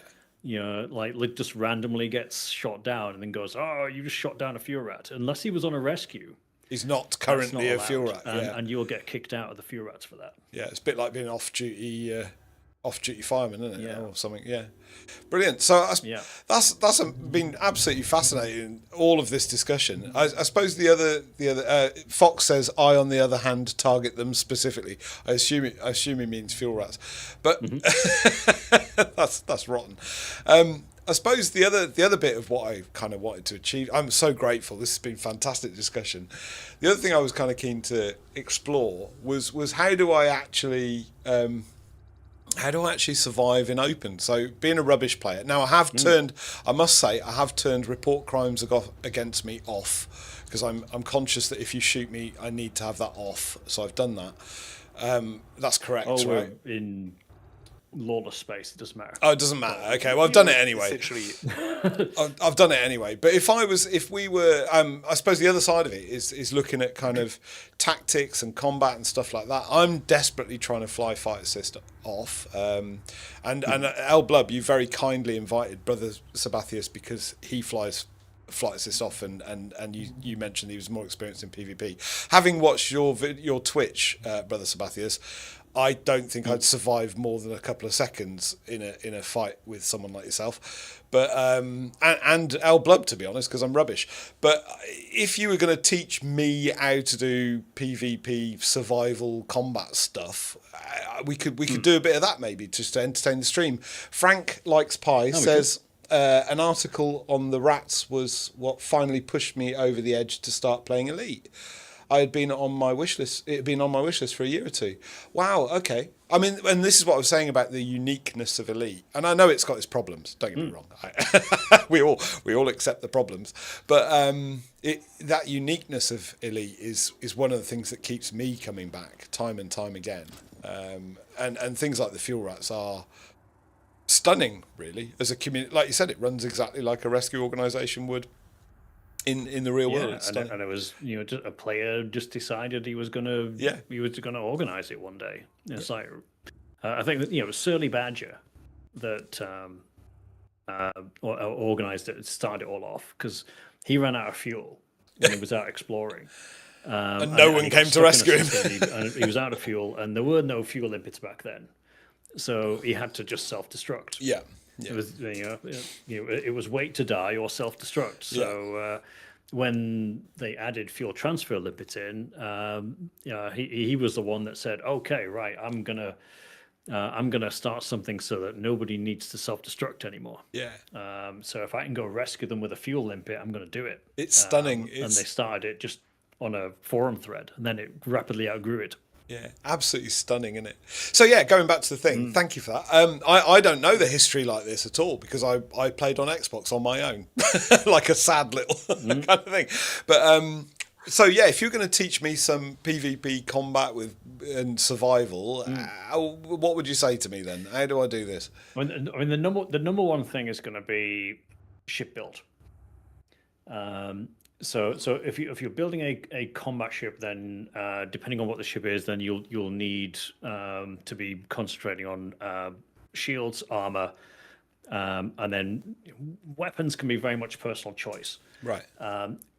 What a lot of people end up with if they're only ever doing PvE is they will end up with a ship that has not enough shielding typically. Yeah. That their shields can go very, very fast. In fact, there was someone that we met a few days ago. So Commander Witt, and he said he was interested in coming up and having a scrap in open. So we said, okay, yeah, cool. Come on over. So he brought his Corvette, and his Corvette's been built for doing PvE. Yeah. So he had a thermoresist prismatic. It did not last long. No. So I think within a minute he was dead. So do you guys run bi-weave? Is it mainly the bi-weave shields that work best for you? Depends on the ship. Okay. Yeah, depends on the ship and partially your style. The Python, Python crate, Corsair, you can kind of go either way. You can it'll do bi-weave or it can do prismatic. So it seems to go either way. But the likes of the cutter and the Corvette, then you're doing prismatic. For PvP, you're doing prismatic. That bi-weave will not cut it. Right. It's too big and slow a target. That one you have to go prismatic. And now bi-weave Corvette in PvE is amazing. Right. Right, fantastic thing, but not in PvP. And is that primarily prismatic? Is that primarily because of the weapons that people are shooting with and the range that they're shooting you at? Yeah, I mean a Corvette is a big and fairly slow target For sure. so it's very hard to miss. So you're going to be under a lot of fire pressure. You're pretty much all the time. So prismatic is the only way it's going to survive long enough, and then you'll have extra shield cell banks to try and keep it topped up. And then anything else, you're going to have armor on there. But realistically, once the shield's gone, you're kind of done. Yeah, because it's similar with the Python Mark II and the FDL.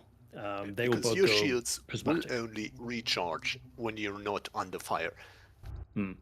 Right. You need to, right? But as long as they are not broken. Yeah. If your shields they will only recharge when you're not under fire. So the Corvette is big and slow. 5 seconds, You can hit it. You will not recharge that shields with bi-weave. And then what do people run as armor then? Is it primarily focused around the modules as well as the hull armor?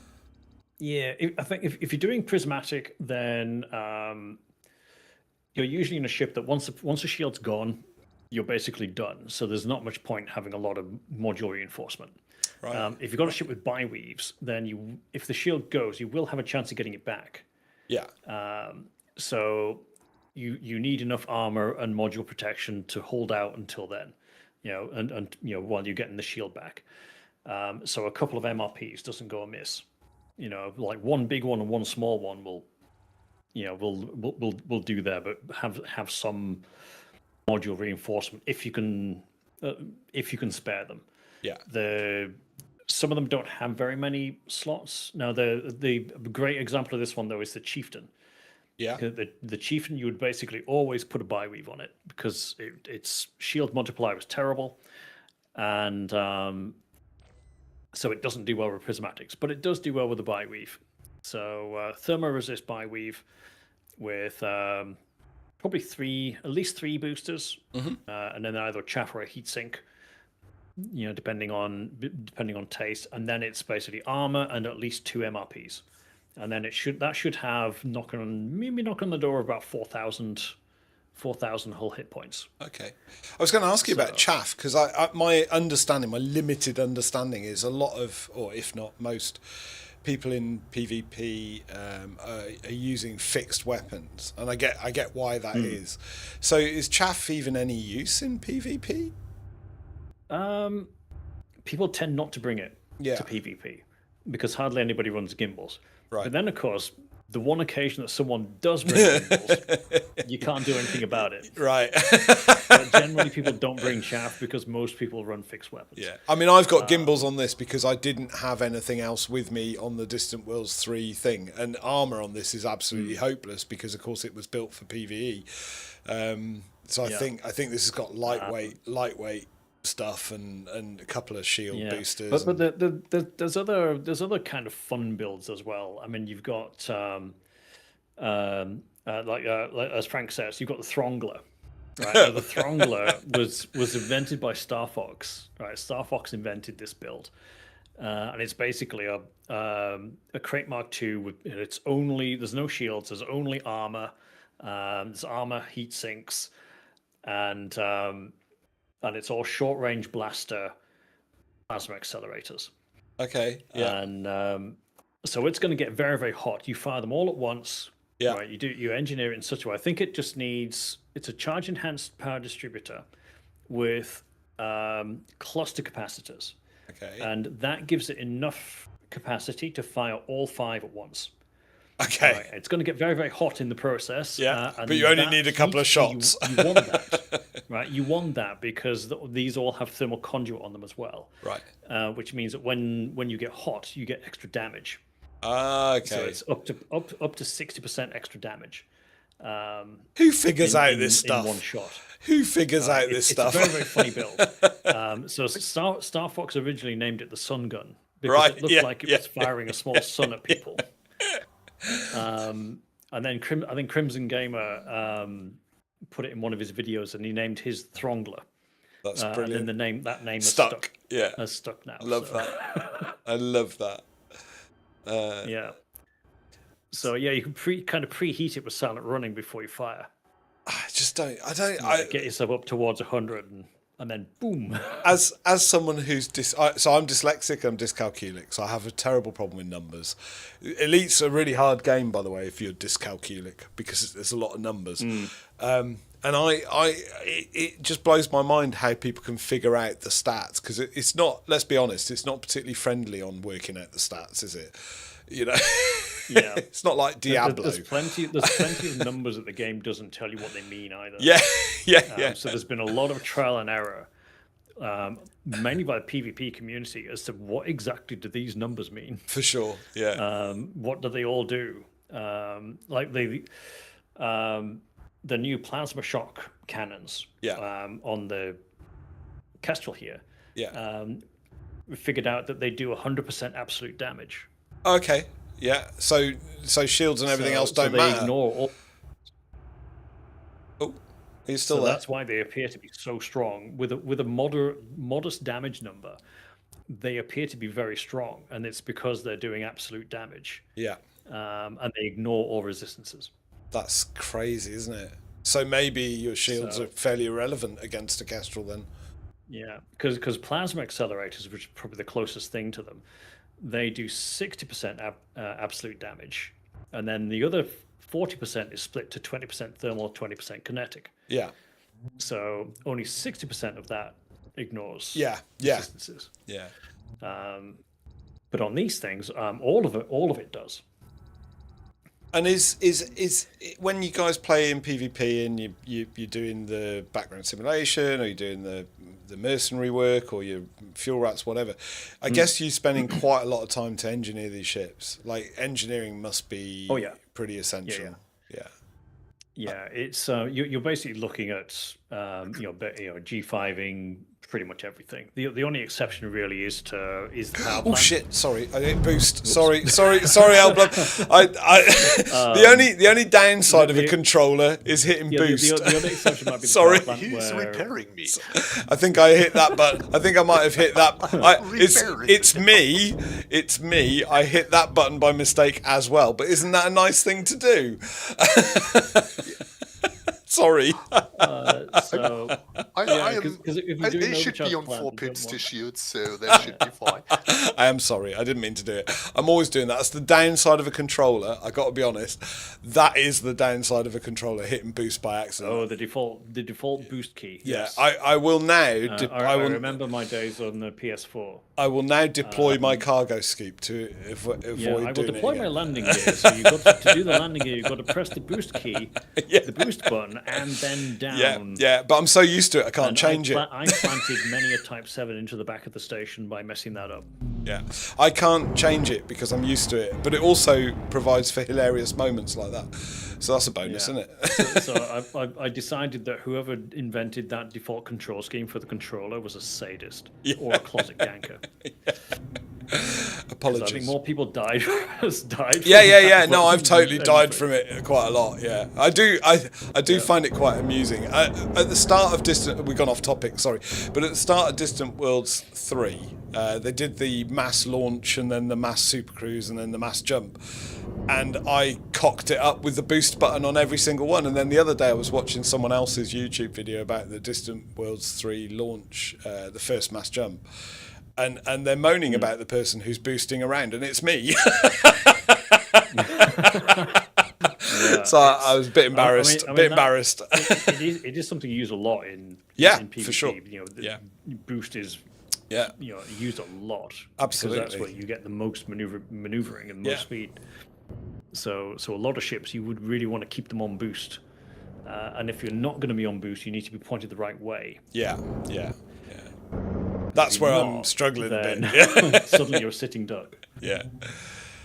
The thing I found hardest there all the time. Yeah, the thing I found hardest about flight assist off has actually been stopping and slowing down.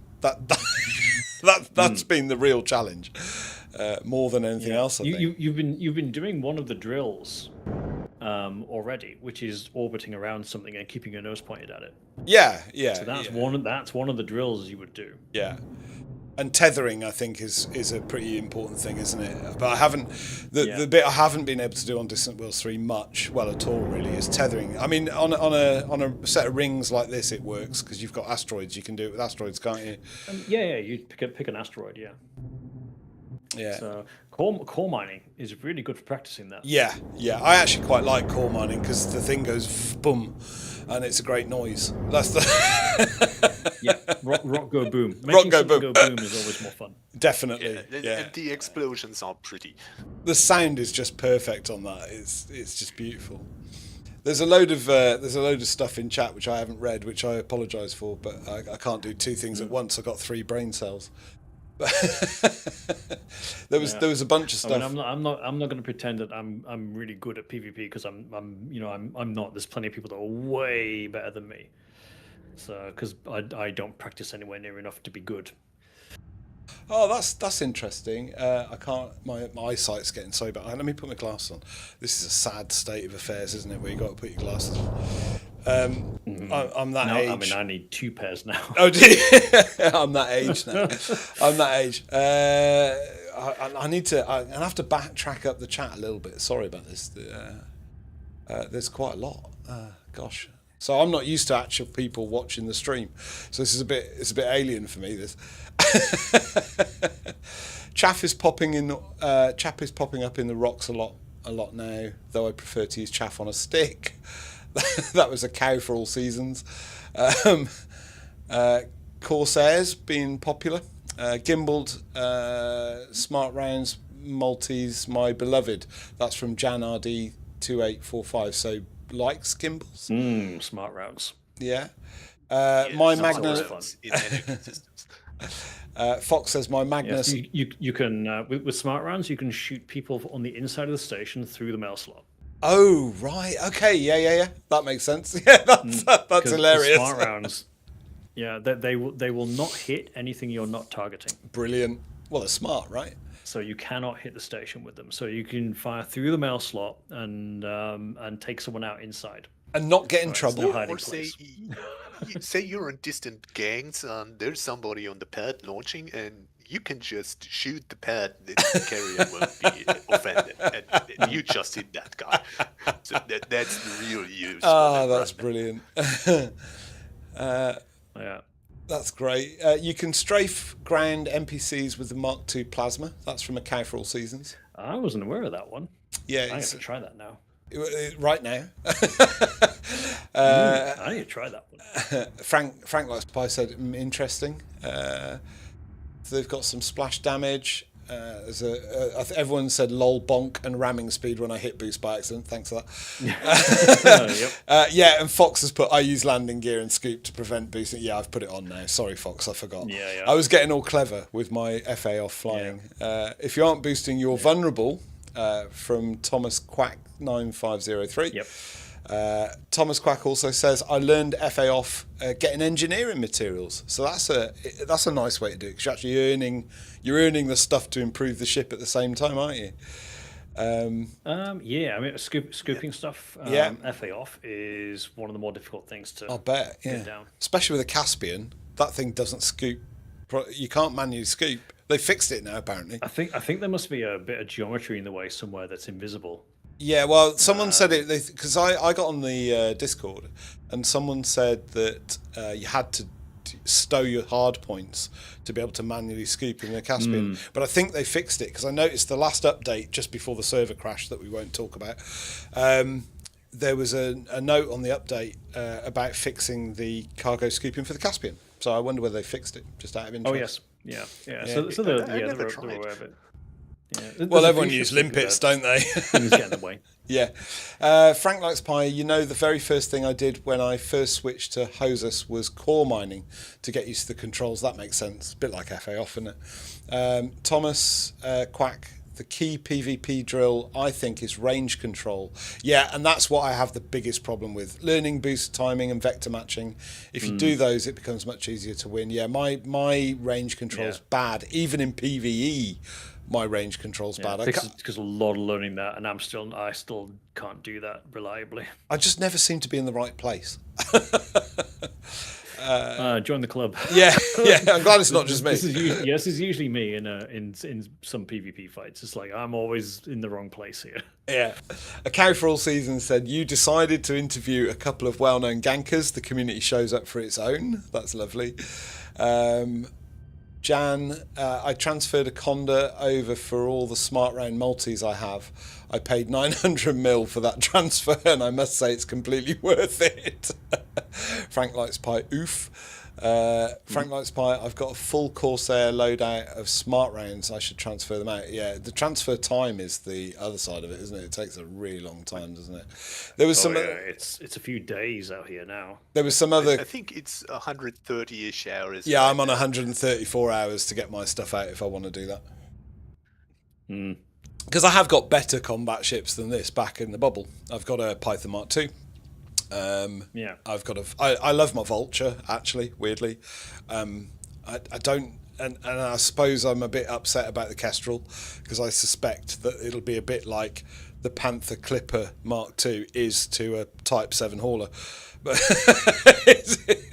people won't fly it, maybe. I'm in two minds on that one because the Mark II thrusters are so wild that you can dodge around with it like crazy, but it's then also, while you're doing that, you almost can't line up a shot with fixed weapons either. So you end up with two guys kind of boosting around, dodging, and the fight takes 45 minutes. Yeah. That would have been like 10 minutes. So yeah. So I don't know. I think the Mark IIs might be a bit much. Well, it's a bit like the boost button, isn't it? It causes you more trouble than it's worth sometimes. Yeah. A Cow for All Seasons has said, "Are you free on Wednesday evenings, Commander?" But I don't know which commander A Cow for All Seasons is asking. Yourself, yes.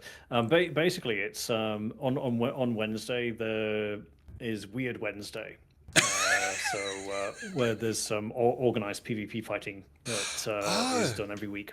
Okay, that would be They're amazing. very welcoming to new people. Okay, cool.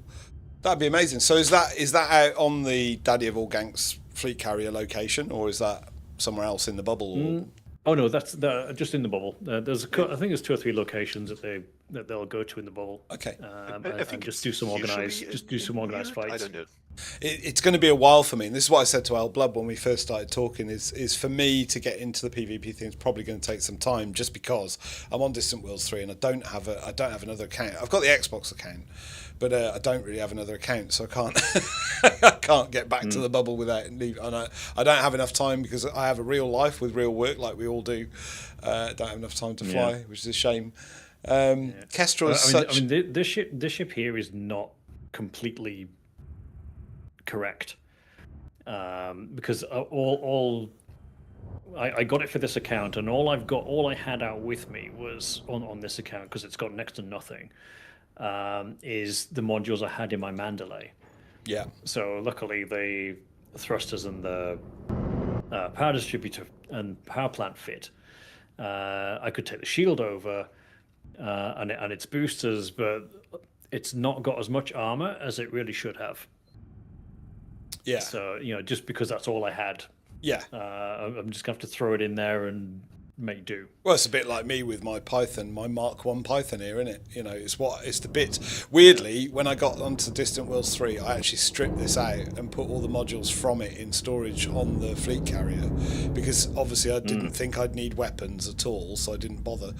And I just put the ship on just because I thought, well, I like my Python, I'll just keep it on the thing. There was no other reason for it. I certainly didn't envisage this. Like the original Python, I think, would still be pretty beastly in like 1v1. Yeah. The old dab cab Python is still pretty of a beast in 1v1. I do like a Python. Not so much in a wing fight, right? Because everybody goes for it first. Yeah, because it's a big, comparatively slow target. Yeah. I mean, you can put a shit ton of banks. Oh yeah, Python. Yeah. A shit ton of what? Yeah, sorry. That's what Father Bill built with his. A shit ton of a Python with loads of banks in it. Right. Cab. The dab cab. The dab cab. I love that. Yeah, it's got an insane amount of health pool. Right. Yeah. So it's all about. I'm guessing from what you guys are saying, then a lot of PvP is about survivability. In terms of shields. I mean, you need survivability to last, get into the fight. Yeah. And then you need to hit the shots. Yeah. If you then hit more shots, then you're probably going to win. If you can hit and not be hit, then it's likely to go your way. So, but you've got to have the health pool to to take some damage, because you're going to get some. Yeah. And if you're taking more damage than you're putting out, well, that's going bad. Yeah. Well, that's normally how I fight. Are you finding that the Kestrel you're taking less damage because you're able to maneuver it out of the way, or? It is very, very nimble. Even just the normal 5A thrusters, it's very nimble. It's very fun to fly, and it's hard to hit. The Mark II thrusters make it even more so, ridiculously more so. To the fact, as I've said before, that if you boost and put a lateral control in, your aiming reticle flies off the screen. Yeah. It's ludicrous. Yeah. So I know Frontier have been acknowledging feedback on that one. So I guess it might get an adjustment. Do you think they would? Do you think they will? Wild. Do you think they'll do that? I mean, I say that. When you say an adjustment, do you think that it would lose some of its maneuverability to get that adjustment, or? Reducing the Mark II's thruster power. It's already above the 5As. Yeah. Right. So, like I say, the 5As have a multiplier, if you're G5, multiplier of about 142. The Mark II start at 163. Okay. So it's already way above the standard thrusters anyway. The reason I asked that ramps up to crazy levels. the reason I asked that question is surely it's very difficult for FDev, and this is a hot topic. This is a hot topic because it's related to power creep, but it's very difficult for FDev to effectively nerf a stat on a ship that people have paid actual money for. Do you think that's the case or not? Although I guess it's a bit like any other product that you would buy. You get a product, and if you find it's in some way not satisfactory, or it could be better, then a company is going to want to improve the product and change it. And sometimes they would, change the one that you've got, to be better or different in some way that takes account that feedback. So it is. I mean, it will be a difficult one because obviously this is their this is how they're making revenue now. This new way, which I was kind of surprised that they did that when they first started doing it. It was like, oh, okay, we're selling ships on early access for money. I was like, okay, we'll see how this goes. Yeah. And people seem to have taken to it. So, and we need to keep the lights on after all. And but of course, to want to buy the ship. You've got to be desirable. It has to do something desirable. Yeah. In some, it has to be desirable in some way. So either it has to do something that's different to something else. Like something like a Type 8 doesn't have to do anything spectacular. All it has to do is have a bit more cargo space and land on a medium pad. It's pretty simple. Panther Clipper. Well, everybody's wanted the Panther Clipper since forever. I mean, there are some. It is quite controversial, and I've had arguments with people on the Facebook, particularly the Facebook elite community kind of thing, because I think that there's a conversation about pay to win, and I think that's nonsense, and I think we can all agree that pay to win is not a thing in Elite because it's an open sandbox game, but there is power creep, and there was a comment by somebody on Facebook, I think it was today, possibly yesterday, where he said it's too easy to kill NPCs now, and I'm like, yeah, well, that's because you got power creep. That's the problem. Yes. And I think the other worry is that actually, having a lot of different. For me, the big thing about Elite was always it's a compromise. So when you build a ship, you're forced to lose something to gain something else, and that for me was always quite a good bit of the game. It was quite an interesting part of the game, and actually the same with missions, the same with everything, cargo, everything. You were always forced to weigh up, risk versus benefit, or time versus benefit, and I think that was one of the strengths of Elite. And I love the new ships, don't get me wrong. I'm adoring the Mandalay. For exploration, it's been stunning. For Exo Bio, it's been stunning. I like the Type 11. Have I got that right? The Prospector? Yes. That, for mining, that's a boon, isn't it? It's fantastic. But I do just worry. I do just worry a bit. There is some comments in the group chat which I must read. I've got to scroll up a bit. Hackitch has said, "Remember, Rock always win." I love that. Yes, me too. Going back to the Wednesday night thing, Wyrd Night is the longest running PvP event in Elite, and is consistently every Wednesday. That's cool. I will look that up. How do I find out about that? Or if anyone's watching in the future, how do they find out about? Where do they go to find the Wednesday night PvP stuff? Is it a Discord or? Oh, right. Yeah, there'll be a Discord for it. They have a Discord server here. Okay. Let me see if I can find it. That'd be great.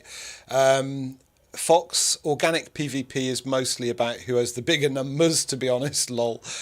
Yeah, I get that. It's all stats. Yeah, it's all stats. Thomas Kuak, I'm pronouncing that wrong, sorry. Not when the other side is bad enough, lol. Jan, for my taste, it's too twitchy. So I think that was the Kestrel Mark II. Thomas, Mark II thrusters effectively invalidate most weapons beside hit scan or near hit scan weapons because those on other Kestrels. Yeah, makes sense. Fox FDev have been following the Star Citizen model much more closely recently. Yeah, that's the other fear I have. I looked at playing Star Citizen. So last week the the Frontier server had a bit of an issue with log on when I do this stream, so I couldn't log on, and I wanted to do the stream because I've been trying to be very consistent, and I looked at possibly doing Star Citizen. I went on to I even download the, what's it called, Johnson Industries or whatever it is, the kind of launcher, and then was just gobsmacked at the money they were asking for kind of DLC, I guess. I don't really understand different ships, and I just went nope, not doing that. So I did X4 instead. I bought X4 for like $8.99 on Steam, and then didn't get on with it, but I had a go. I already sent the Wyrd Discord link to your Discord server. Oh wow, awesome! Let me see if I can. Yeah, so I'll put that in the show notes. There's an issue with the auto mod that deletes links, so Cow couldn't send it.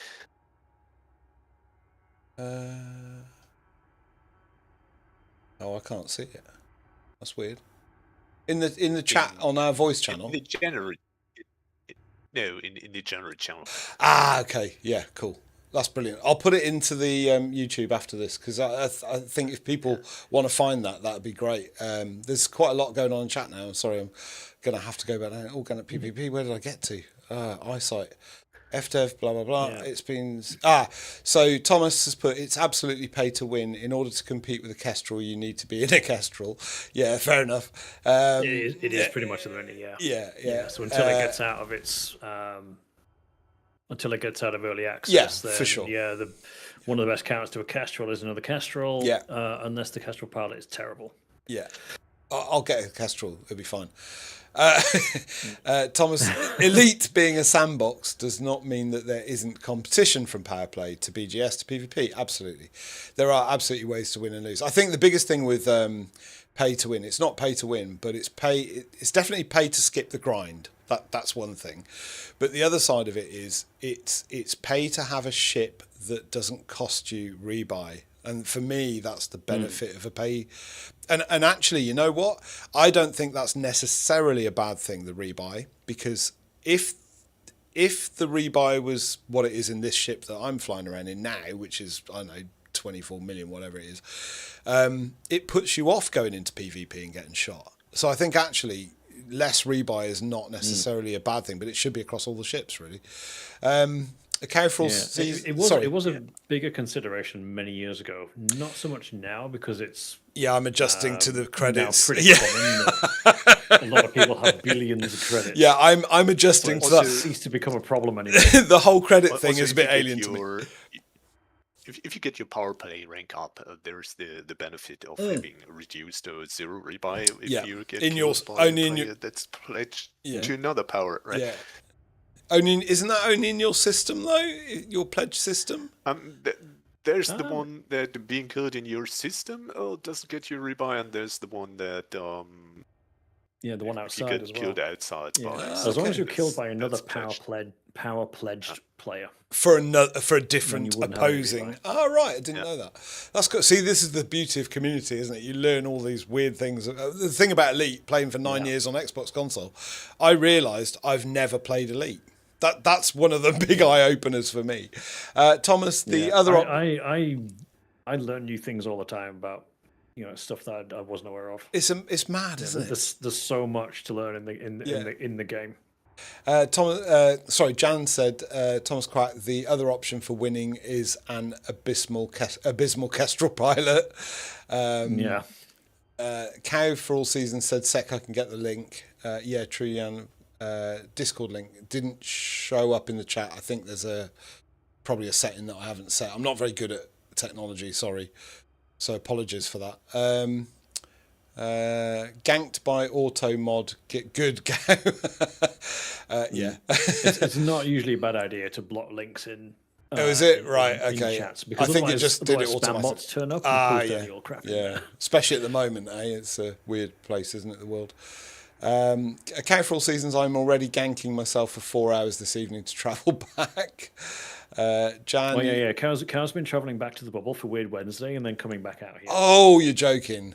Every Okay. week. Wow, And that's. he is the owner of the daddy of all ganks. Oh, right. Okay, cool. That's phenomenal. That's bizarre. How long's it been taking to get back to the bubble? I mean, I'm assuming he's got something with like a 70 to 90 year. Caspian travel ship for the win. Yeah. But that still must take quite a long time, even on the neutron highway. Well, I say neutron highway. Yeah. Is there a neutron highway from where we are now? Can you link neutrons? If you make sure you go out to the side of it, so you're not in the lack of neutron zone. About 3 hours. Okay. So FDev is an incredibly interesting place as a company. We all know that ARCs is what keeps our game going, and we're happily contributing. I may have a slightly, I don't get me wrong. I think Elite has been incredible value for money. You know, the years of joy that I've had out of it before Distant Worlds 3, I'd spent, the initial purchase of it on Xbox and then Odyssey, and that was it in 9 years. And I would imagine that's a similar experience for yourselves. So I don't mind giving FDev money. I just don't want to see it get to a point where you have to pay money, if that kind of makes sense. I think that's if they had something where the only way to get like a particular weapon or something was to pay money, then that would be pay to win. Yeah.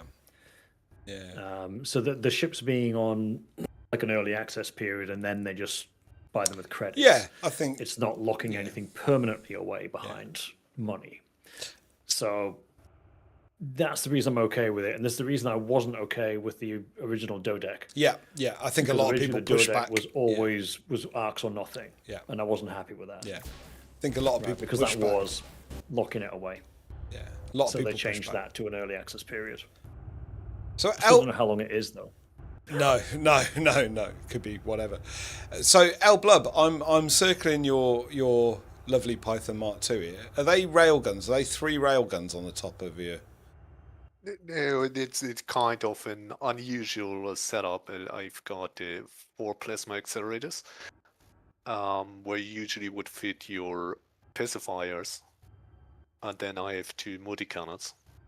Where's the 4th? I've got 3. Oh, is there one on the underside? The 4th should be on the bottom. I was on the top. Yeah, one under the nose.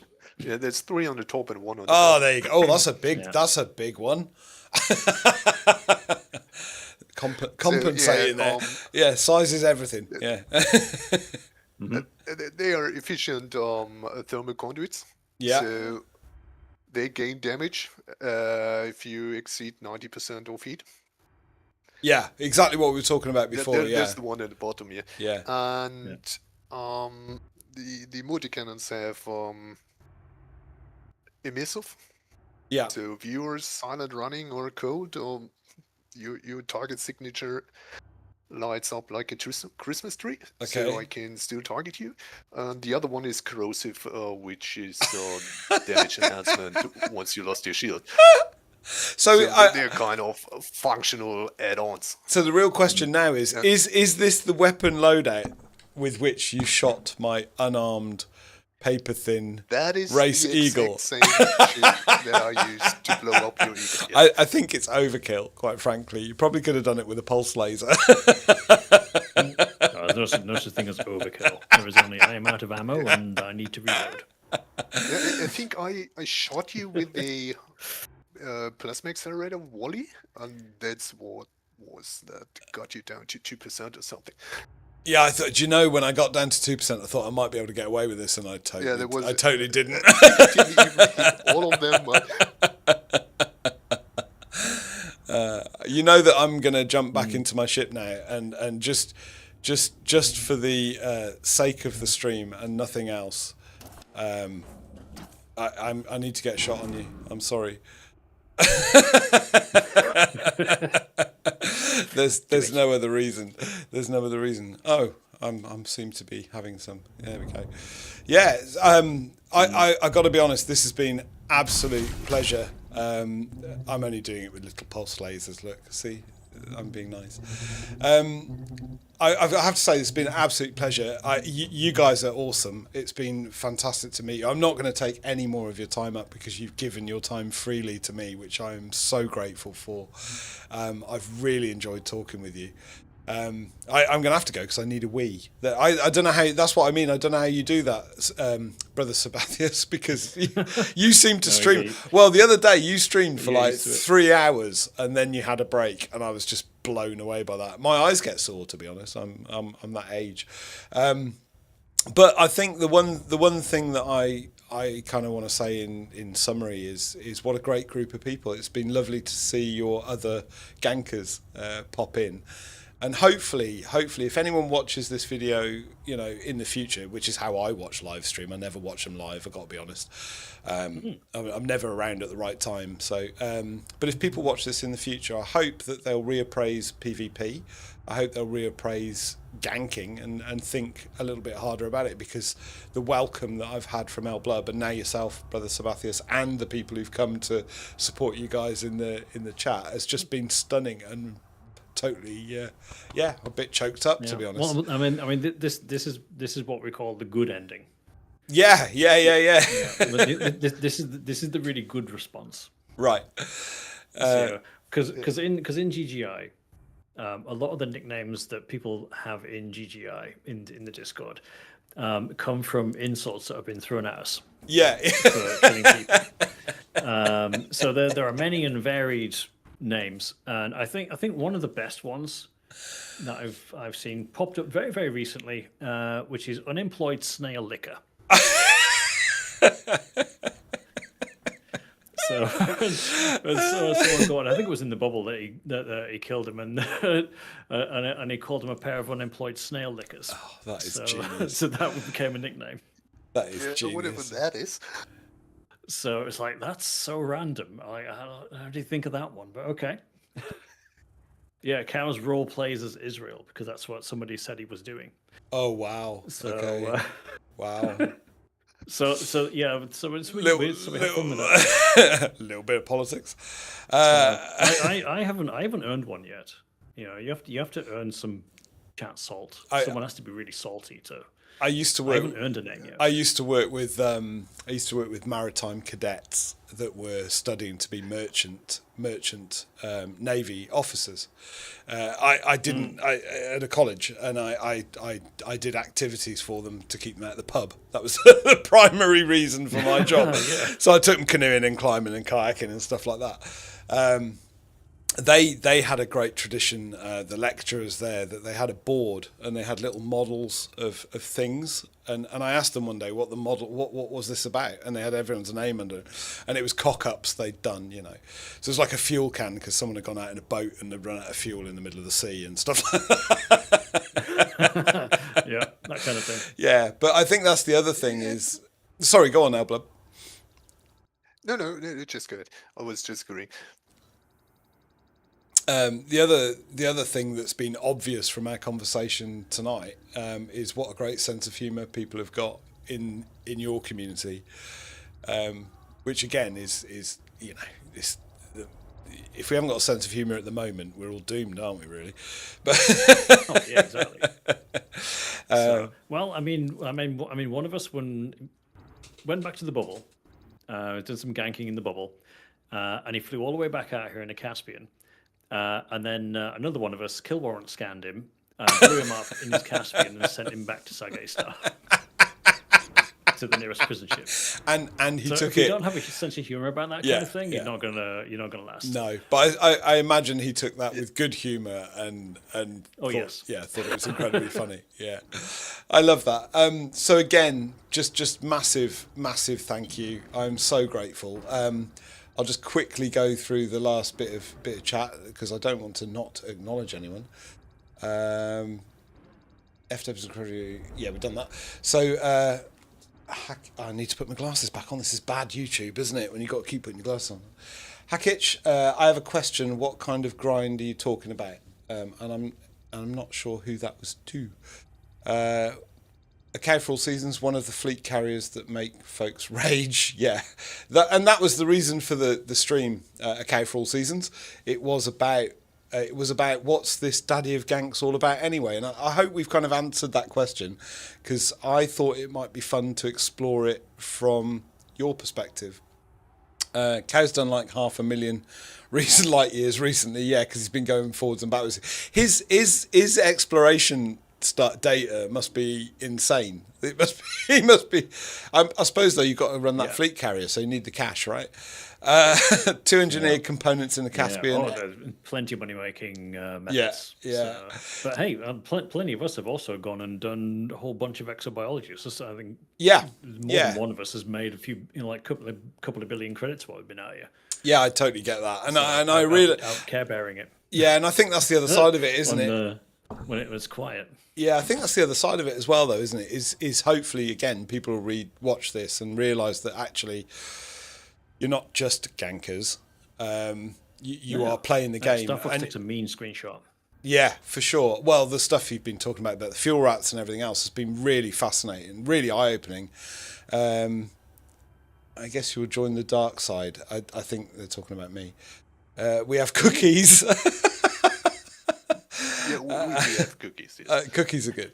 I still role play as Israel. Yeah, Frank probably even has pies. Oh right, Frank into pie. He's not from Wigan, is he?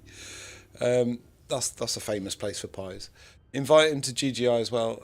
7 million per trip on average. So that's nipping back to the bubble from Distant Worlds 3, which is incredible. And you only honk. Yeah, don't blame you. You'll be there forever. I am so blown away by this. I suppose the other side of it is if anyone else wants to do this and come in and have a chat, I am totally up for it. It's been a lot of fun having other people here and have a chat to. And I think we could probably go on for days. I noticed that Brother Sabathius, in your video, you had a skateboard in the background. Dads with pads. I've got some on the wall behind me. I've got about 6. So I suspect we have shared interests, and we could probably talk for weeks. Well, I mean that's from the Frontier Partner thing. So they send if you go into the partner thing, then they send you 3 bits of merch, and you've got a jacket, a mouse pad, and that skateboard deck. Nice. And I thought it was a really random thing to say. It is quite a random thing. Skateboard deck? Like what? And then I realised I found people collect these things. Yeah, for sure. Well, I don't collect them. I used to ride mine, but I've retired. So they're now hung up on the wall because it hurts too much when I fall off them now. But this is the only thing about getting old. You don't bounce as well as you used to. No, it's been a bit tragic. But yeah, again, so just huge thank you. What a great evening I've had. I really, really appreciate it. I will end the stream because, like I say, I don't want to take up too much of your time, and I need the loo. But thank you so much. Hopefully, you'll stick around in the Discord just for a second so I can. Properly, thank you. But again, thanks for bringing your crew as well. That was a surprise. Right. I didn't expect that at all. I'm stoked, absolutely stoked. So thank you everyone for coming, and good night. So long, and thanks for all the fish.